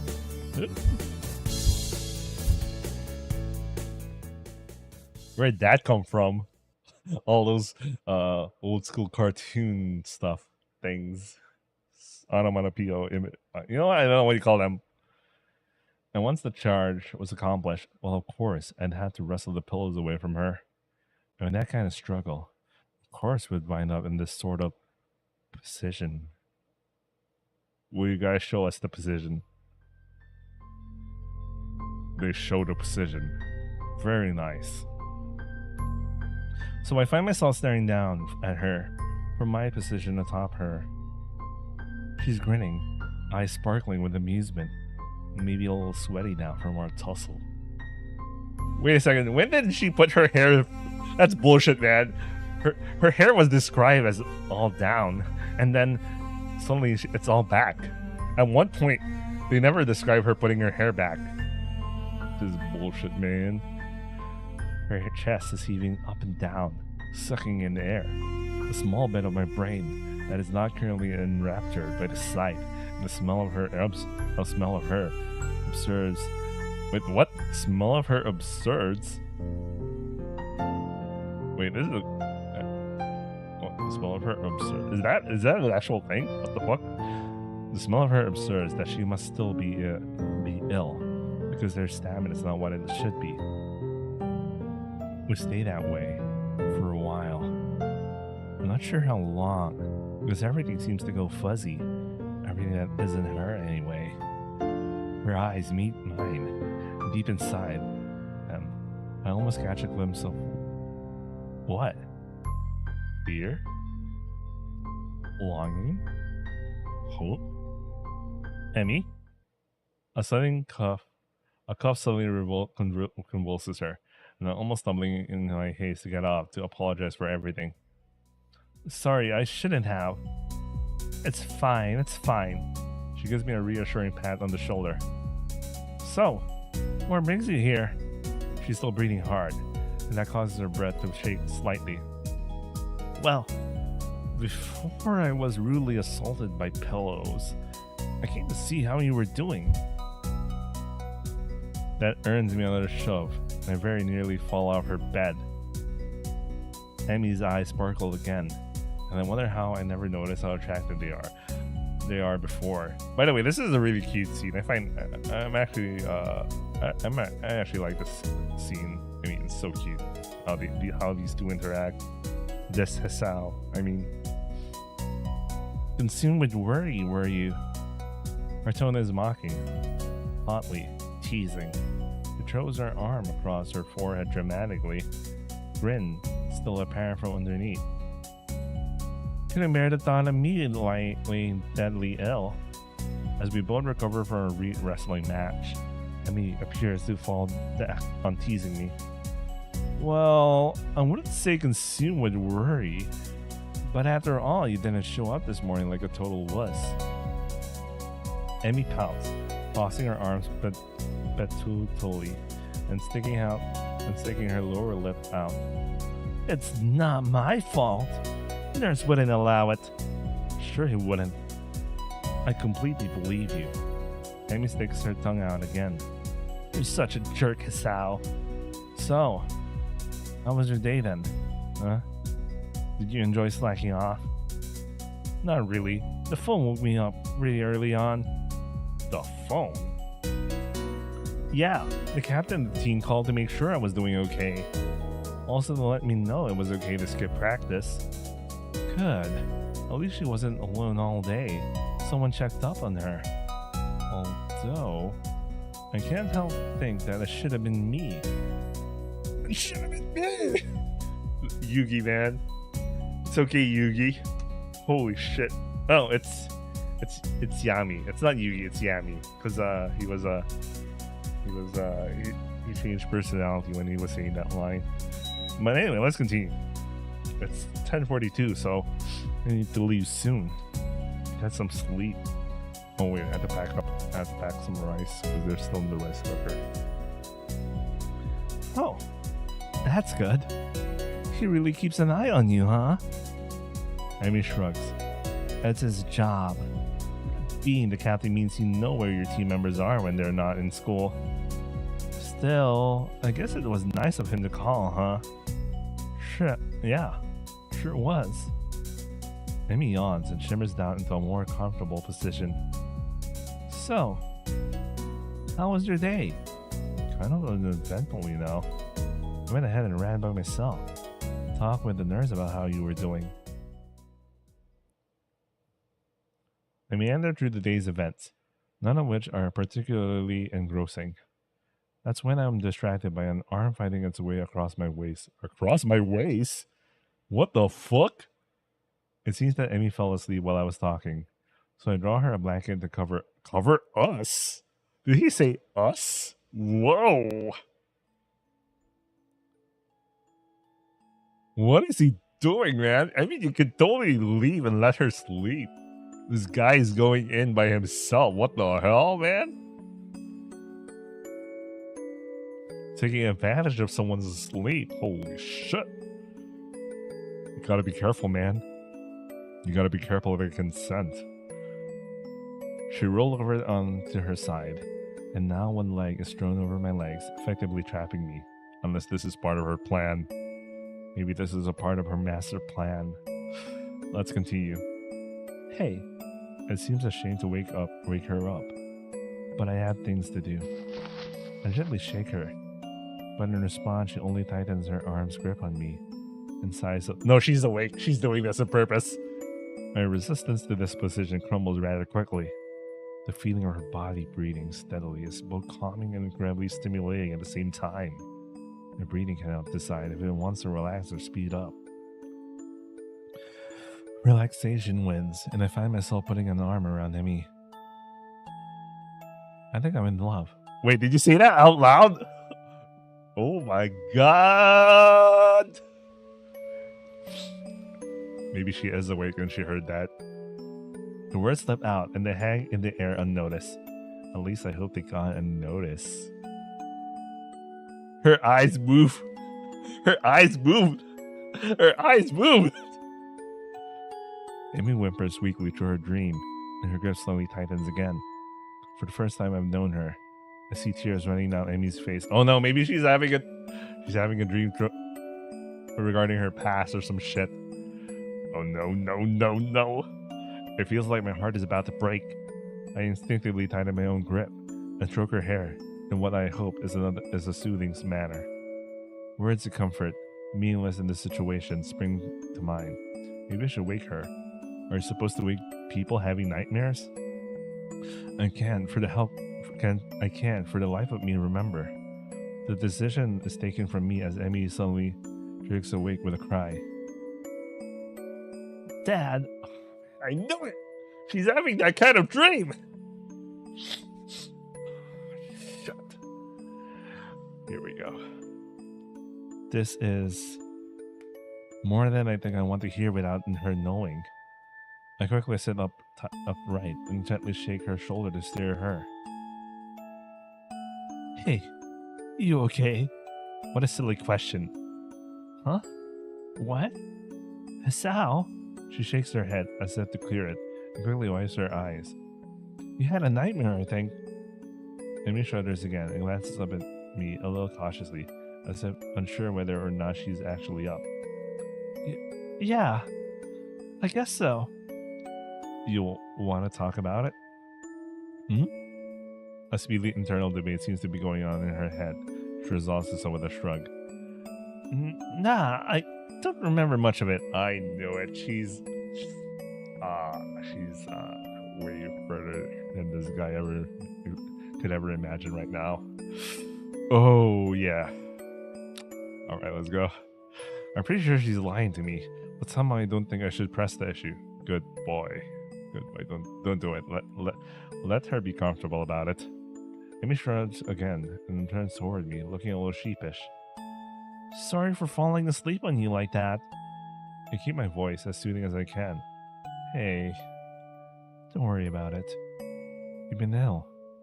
Yeah, I guess that cold medicine's just made me a little drowsy. I guess so. Amy doesn't strike me as the sort of person to fall asleep at the drop of a hat. Rin maybe, but Amy's far too energetic. Amy gives me a half smile at Rin's response. And just like that, she's back to her old self. By the way, considering my favorite character in Tsukihime is actually Kohaku, and I remember whatever the fuck the nurse said about like Emmy's true self or some shit, I'm used to this bullshit now. Well, prepare yourself for tomorrow morning, Hisao. We'll have to go twice as hard to make up for today. But I went running this morning. No excuse. Oh, fine. I'll be ready for you. Amy nods, satisfied. Good. I take this as my cue to exit. Well, I better get going, especially if I want to get enough sleep for tomorrow. I hop off the bed and head for the door. Hey, Hisao? I pivot neatly on my heel and face Emmy. She opens her mouth to say something, then in another verse, I see her falter slightly. She closes her mouth and opens it again. Thanks. For dropping by, I mean. You're kind of the first visitor I ever had who wasn't Ren. It would be funny if she actually also heard what he said. It would be funny if she also heard it despite being in the dream or some shit. That would be funny. I don't think she heard it though. I don't think so. Now that's surprising. I would figure that Emmy might have people dropping by all the time. No, I think her being energetic, happy person is a way for her to keep people at shoulders length. What do you call that term? Whatever. Anyway, that's her way to just like she tries to make herself appear like that. That she's very different privately.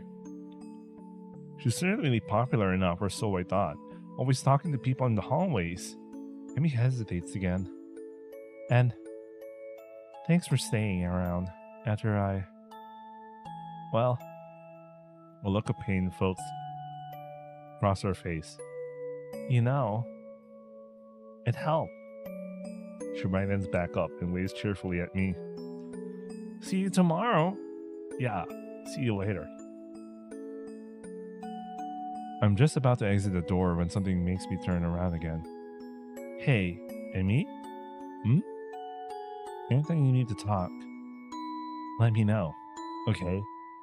Amy seems taken aback by this offer. Her grin gets even wider. Sure thing, Hisao. See you in the morning.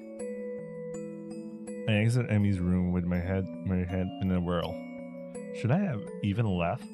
Was she really okay? I want to turn around and march down the hallway and open the door and tell her. Tell her I love her. Tell her I think she's beautiful. Tell her that I'll be there when she needs me. Bro, based on what I read right now, no, it's too early. It's too early, man. It's too early. This is him falling in love, and I totally understand that, but I think it's too early right now. I want to stay with her, to hold her close as she falls back to sleep. Just, how many nights has she woken up like that, only to find that that nobody's there? I want to be that person she can be with when that happens. It's a silly thought, I know. We don't know each other that well, do we? The whole idea, while exhilarating, also makes me feel worry. Worry, perhaps that overstepped my bounds. And now, to add to my troubles, it seems as if Emmy herself already has an interest in someone. This track captain of hers, who seems so interested in her well-being. True, I've only seen the two of them together a few times, but that doesn't change the fact that they seem better suited to one another. Is he self-cucking himself right now? There's really nothing to be done about that. I need to take my mind off this whole situation. I got homework to do. This is the biggest bullshit I ever heard. Using homework to make you forget about things. Well, I've heard people like...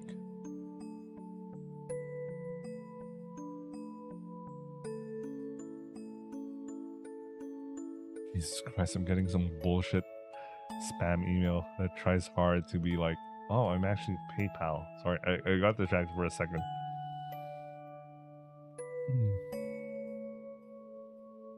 Alright, let's go back.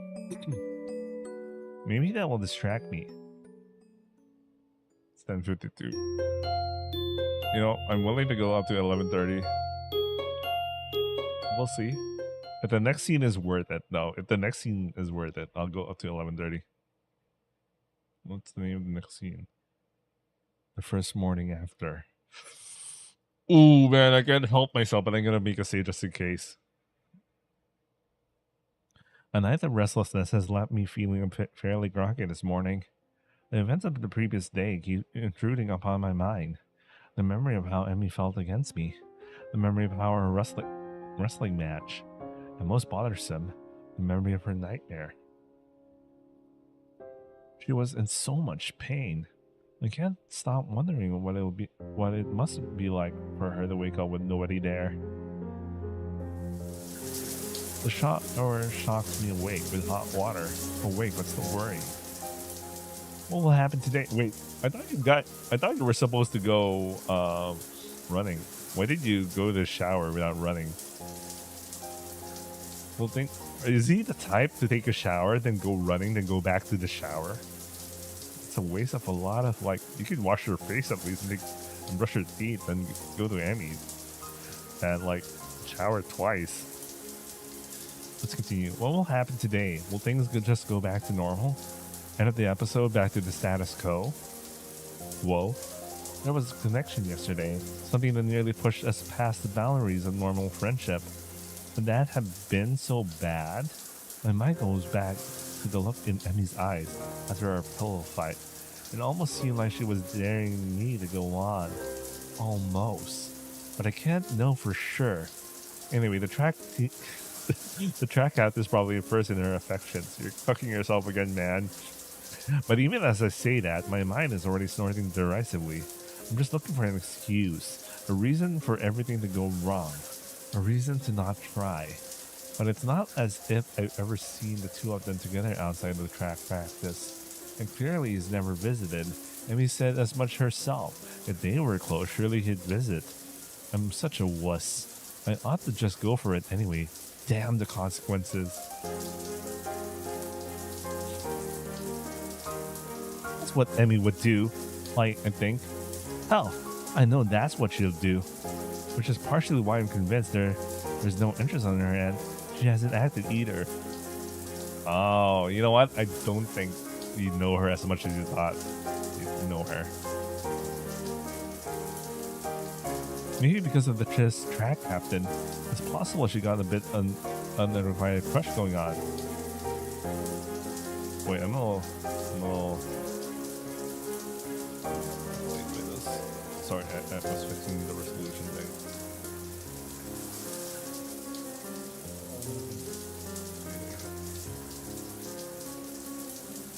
I'm also fixing something else. Alright. I don't think it's showing up in this stream, so just tested the image. Let's continue. But who would be able to clarify their relationship? I'm sure as hell can't be Emmy. She'll probably just laugh and ask why I wanted to know. I'm not ready to answer yet. I'm not ready to answer that yet. Rin would probably just give me some cryptic answer or something, and then with my luck, she'd just ask Emmy, who would ask me why I wanted to know. And I've already covered that problem. I wonder, could I get away with asking the nurse? He seems very protective of Emmy. I'm sure he'd know if something was up. And he owes me for not letting Emmy know he forgot to tell me about her being ill. So he'll keep quiet. What if he asks me why I want to know, though? I can shake him off. Just say I'm curious as a friend. He'll buy that, won't he? I'm pretty sure he would know immediately, even without trying to say it.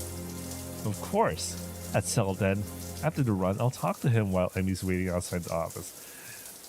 Wait, this guy is taking a shower before going to run? Then he's gonna take a shower again?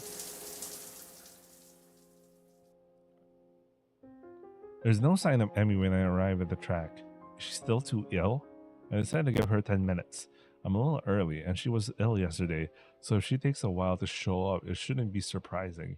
Still, I'd hate to just waste my time, so I occupy myself by stretching and pacing back and forth anxiously. What if I went too far yesterday? What if she doesn't come because she's embarrassed? What if... You're early again, Hisao. I'm impressed. And just like that, I feel some tension leaving my body. Emmy seems to be bright and cheerful as usual, with no sign that she even was ill the other day, much less had a less than restful sleep. Still, I had to ask, sleep well last night? It's just a throwaway question, small talk. The sort of thing people ask someone they bump into a cafe while getting their morning coffee. But not for us. At least, not for me. I don't know if Emmy realizes that I'm actually concerned about how well she slept last night, but the question does give her a pause. After a short moment of what seems like her genuine pondering this, she nods. Yep, sure did. Was it because of me? Oh my god, it's so hard, man. It's so hard. I totally understand why he's having this so much introspection right now. It's both tiring me right now, but at the same time, I totally understand why he's so introspective worried about this, about every single moment right now. Did I actually help? Or are you just saying that to get me to stop asking questions? Good to hear. Emmy grins and begins warming up. So, ready to begin? Am I ready? Of course I'm ready. Was born ready. Emmy laughs at my bravado. We take off running. I keep a steady pace the whole time, breathing steadily. I still feel dead at the end, but at least I don't gasp like a fish out of water now. Emmy is positively beaming after the run today. Nice job, Hisao. You're improving. You will be half as fast as me in no time. The last line is delivered with a teasing grin that I've grown all too used to. Oh, how exciting. Emmy begins to run her sprints while I take a cool down laugh. She's really pushing herself today. By the time I'm done with my lab, she's laying across one of the bleachers, looking exhausted. Goodness, not pushing it a little too much today, are you? You did just have a cold, you recall. Amy gives an annoyed snort and sits up. Ha! I'm just trying to make up for the lost time, that's all. It went twice as hard today, you know. A good run always gets the kinks out, you know. Clears the mind, too. Oh. Oh, he also says, oh. We have a synchronized thought there. Amy nods vigorously. Yeah, it's a great outlet for that sort of thing. She doesn't explain further, and I don't ask. I suspect I know the real reason why she went so hard today. Being sick has nothing to do with it. Something's bothering her. Maybe the nightmare. Maybe something else. It's not my place to pry. She'd tell me if she wanted to know. I'm sure that comes in handy. It reminds me of that one movie. What's the name? Pineapple Express. When the guy just wants who decides to run, so he doesn't have enough water in him, so you could see the tears of some shit. Suddenly I remembered that shit. Anyway, Emmy, you have no idea. The sincerity in her voice confirms my suspicion. The only problem is, even though I know she'd tell me if she wanted me to know, I still want to know. Something in your mind then. Amy doesn't seem surprised by my question. Instead, she shrugs. Nah, that's nothing worth getting worried about. She seems as if she's trying to convince herself as much as she's convincing me. I opened my mouth to ask if yesterday was responsible for her current state of mind, but think better of it. Too much risk of her taking the question the wrong way. Besides, I'm not even sure myself what to think about yesterday. Really, I can only get about as far as how I felt to have Emmy sleeping next to me before my brain shuts down. Having her before me now, covered in sweat, looking really at me, she's making it difficult to think. Yeah, I hear you. We'd better hurry to see the nurse. We're running short on time. Aren't we always? Emmy laughs at this. A dry chuckle that seems almost Emmy like. Oh no, no, no, no, no. I hit the nail without me thinking. Too true. For a brief moment she looks old, worn down by some old hurt. Oh, that does hit the nail when I think about it, whatever she's worrying about. No, I have a feeling what it is. But just like yesterday, I can almost see her shouldering the burden and straightening up slightly. And then she's back to being Emmy again. Come on then, Hisao, race ya. With a sudden smile, she darts off. Hey, no fair. Just so you know, running helps with like getting things off your mind. I take off after her, knowing I won't catch her, but not caring. Even if there's no chance of catching her, I'll still run after her. Emmy's waiting for me at the door as I arrive. Well, look who's finally shown up. Yeah. Enjoy your victory while you can. Emmy grins as the nerd pokes his head out of the door. Well, there you are. Come on in, Hisao. In what has become a familiar routine by now, he checks my blood pressure and heart rate. A bit too fast today, isn't it? Yeah, I kind of raced Emmy here. The nurse laughs. That's never a good idea.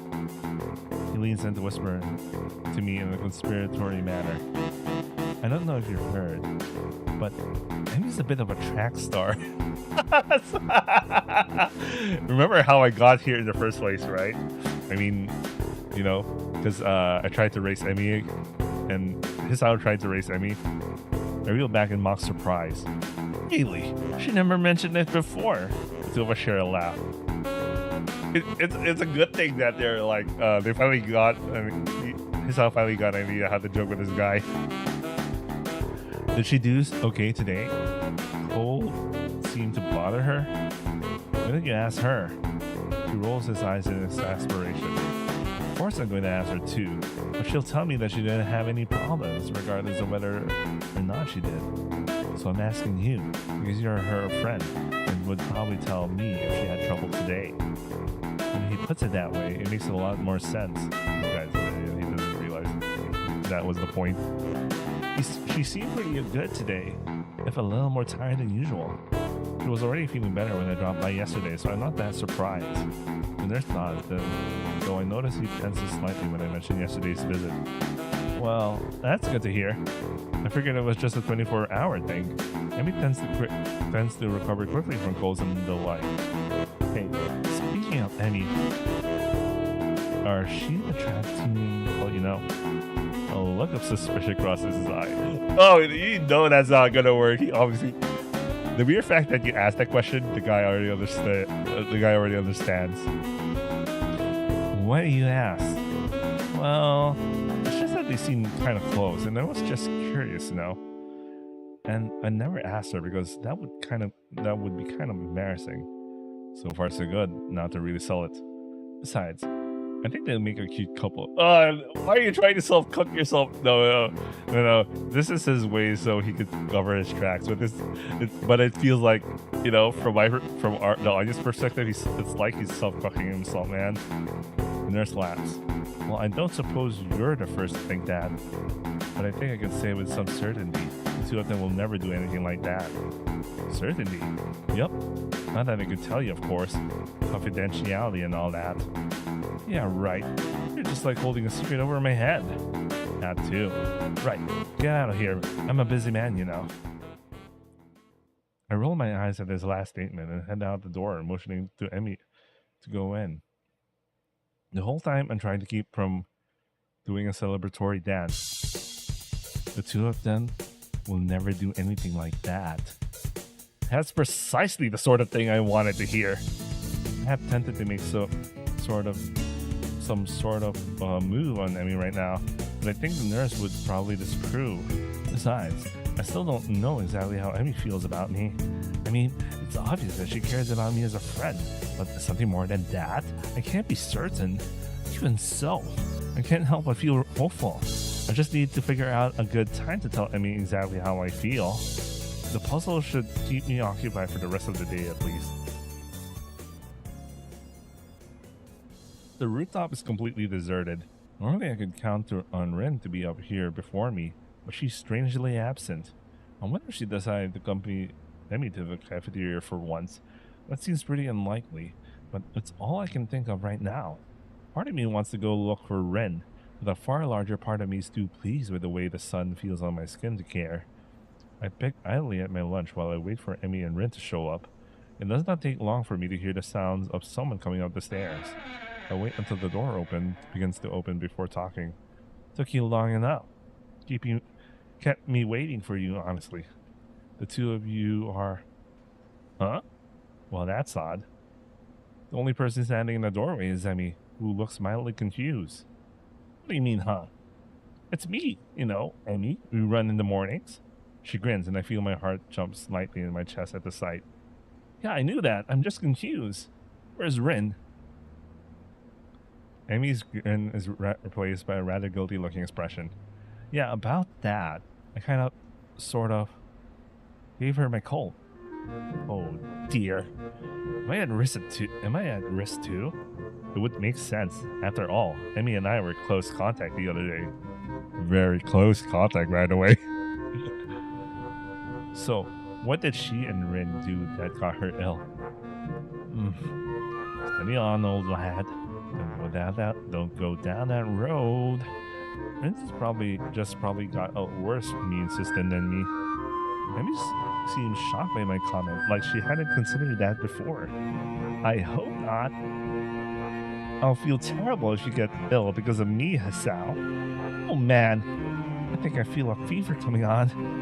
Emmy looks horrified and quickly shifts into a more angry expression. Hasao, you stop getting sick this instant. I won't have it. Impulsively, she seizes me by the collar. Are you listening to me? Hasao's immune system? Get your ass in gear. I give a smart salute. Duly noted, ma'am. Oh, I love how they're flirting like this, man. Oh, my eye. Emmy steps back and nods, satisfied. Good. You're not allowed to miss any of our morning runs after all. But you missed a morning run. Amy crosses her arms and looks at me haughtily. Yes, but that's a special case. It was me, and not you. That's not an explanation at all. Amy looks flabbergasted. You're kidding, right? That explanation makes perfect sense. No, it doesn't. It's a blatant double standard. Don't see what that has to do with anything. Oh, fine. Amy looks pleased by her victory. Anyway, is Rin going to be okay? She's not terribly ill, right? Amy shakes her head. Nope, she'll be fine. I got her some cold medicine that should help her. Although, I probably should have made sure she didn't try to take them all at once. She's done it before, you know. Somehow, I don't find this all that surprising. I thought Rin is one to pay attention to the max and dosages and such. You should probably check in on her later, then, just to make sure. Amy shrugs. I'll stop by after practice. She'll be fine until then. I nod, figuring the line of conversation is over. The only problem is, I don't know what else to talk about. So, you got any more track meets coming up? This is a terribly roundabout way of trying to see if she's free on the weekend. If she's free, then maybe I could ask her on a date or something. Well, assuming I can get myself to actually form the words. Amy shakes her head. Nah, not for another couple of weeks, I think. The season's winding down. Oh yeah. I came right in the middle of things, didn't I? Does that mean exams are coming up soon? I should probably look into that. What do you do on weekends if there's not a meet? An eyebrow goes up, and Emmy goes a teasing look on her face. You're awfully inquisitive today, aren't you? I shrug and hope it looks casual. Just making conversation. Don't know what it's like to be a track star after all. Flattery.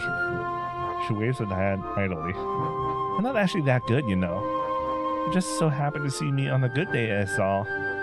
You liar. Huh. Yeah.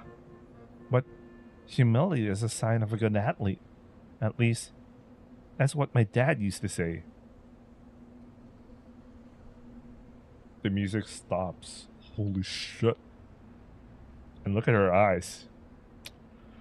Oh man. We got into the landmine. Wait, give me a second. I have this bad habit. Before I take the plunge, I do this thing. Alright, it's time to take the plunge. She shrugs and tries unsuccessfully to hide the rather troubled expression her face has taken on. Hey, what's up? You seem bothered by something. Amy starts to deny it, and sighs in defeat. I wonder if she's too tired from being sick to get herself to deny it like usual. Or if she actually just trusts me enough at this point to open up. Well, you remember last night? Do I ever? I settle for nodding, however. That's not the first time that's happened to me. Actually, I get the kind of... She pauses, as if it suddenly occurred to her what she's doing. It's almost like she's breaking some sort of personal rule here. But she starts up again, choosing her words carefully. Well, not often, but on occasion. It's just been one of those weeks where that's what happens. A sigh escapes her, and she looks terribly frustrated. I reach over and give her a hug, which, unlike last time, doesn't seem to shock her. Wait. Instead, she seems to relax as my arms wrap around her. We stay that way for a while. Hey, you know I was serious last night. You really can talk to me if stuff like this is bothering you. It's always difficult to do this sort of thing solo, you know. Amy smiles and breaks the embrace. but stays leaning on my shoulder. Thanks, Hisao. I'll be fine, I think. I can already see her resembling herself, getting ready to bottle it all up again. Guess that topic's closed then. So, hey, given any more thought to that career survey? Can't say I have. I don't have to plan very far ahead, you know. Although, I suppose I could at least start looking to college, huh? I shrugged. I suppose, unless you were serious about that pirate thing. Last I checked, pirates didn't need much need for universities. Unless there's like a pirate university out there somewhere. Amy giggles and starts to look a little like her old self. But there's a new element into her expression. Impish. That's how I describe it. Amy looks impish, looking up at me with her head nestled in my shoulder. Would you come with me if I run off to be a pirate? Of course I would. Who in their right mind would pass the opportunity to be pirates with you? Well, when you put it that way, I'm sure. She giggles again. I notice that my heart seems to have sped up. It's probably due to Emmy's proximity to me. That hint of strawberries again. I can't help but grin as I gaze down at her. She's happy again. Hey, Hisao? If you're going to kiss me, you should probably do it soon. I think the lunch bell is about to ring. What? She's serious? No way. My thoughts grind to a sudden halt. I'm pretty sure my mouth is hanging open in shock. All I can imagine is a strangled, huh? But this amuses me even more. You were thinking about it, weren't you? She sits up, bringing her face level with mine. I'd probably enjoy it, you know. You're a really... Well, she briefly composes herself, looking like she's about to say something important. If you hadn't figured it out by now, I think I've developed a bit of a crush on you. You're going to have to do something about that. This time, her grin short circuits several important thought processes. At some point, I turn toward her, and at another point, her arms move around my neck, and yet another, my arms wrap around her waist. I'll be damned if I could tell precisely when that happened, because at the moment, there's only a voice in the back of my head yelling at me to kiss her.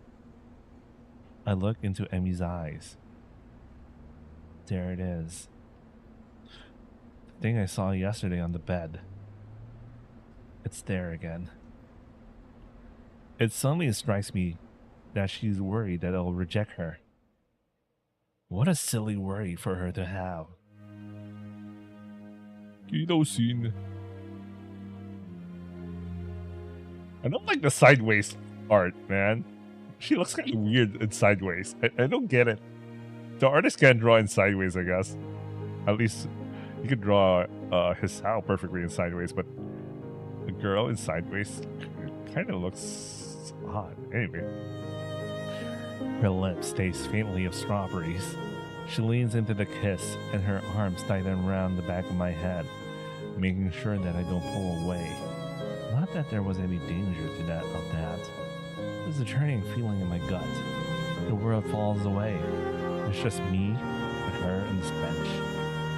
Oh, I didn't know there was a bench. Anyway, whatever. My arms tighten, drawing her waist closer, entranced by the feeling of her. I inhale her scent, my mind trying desperately to memorize everything about how she tastes, how she smells, how she feels. The ringing of the bell snaps us both back to reality, and we break the kiss. Emmy's cheeks are slightly flush. She seems to be catching her breath. In defense, so am I. We stand there for a few moments, trying to wrap our heads around what we've just done. Emmy is the first to break the silence. So, want to grab dinner after I'm done with practice? What a coincidence. I was about to ask you the same thing. Well, actually, I suppose it was going to be some kind of proper day on the weekend or something. The thought was there, I think. Amy gives me a playful show. Yeah, right. We're still in shock from how incredibly awesome I am at kissing. We begin to head down the stairs, back to our respective classrooms. Hey, I didn't see you talking immediately afterwards either. That I didn't. See you after practice, Sal. She leans in quickly, gives me a quick kiss in the middle of the hallway, sends me into another brave state of mental free fall. I can see why some people are like super happy about her out. She was like, well, there's nothing wrong about her taking the initiative, but I'm like, I don't know. Between Lily and her Emmy, I don't know if it's just me or it just so happened both those routes.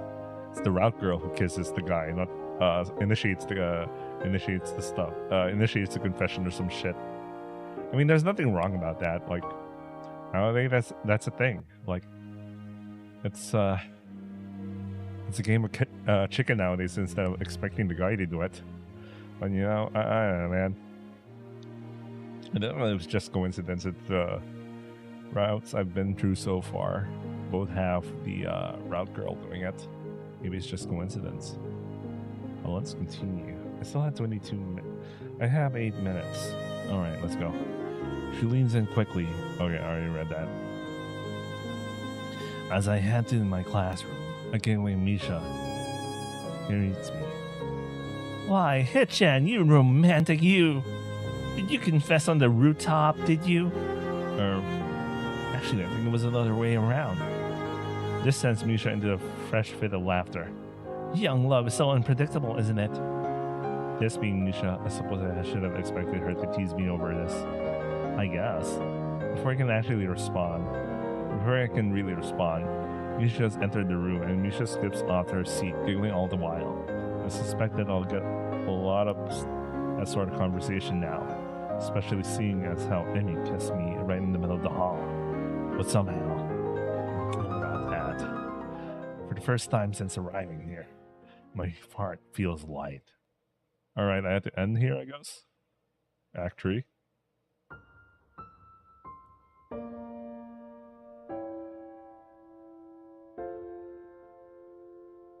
Perspective. Alright, this is where I end the stream. This is good timing. This is perfectly good timing.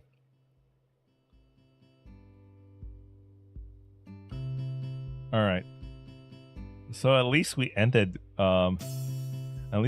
just before, just after the confession scene, so that's good. That's good. Not bad. That was worth it.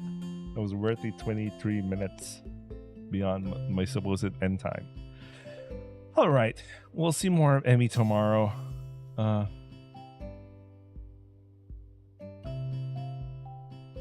miss Lily though. Well, whatever, you know what? We'll just end the stream now. Anyway, I hope you guys enjoyed watching, and we'll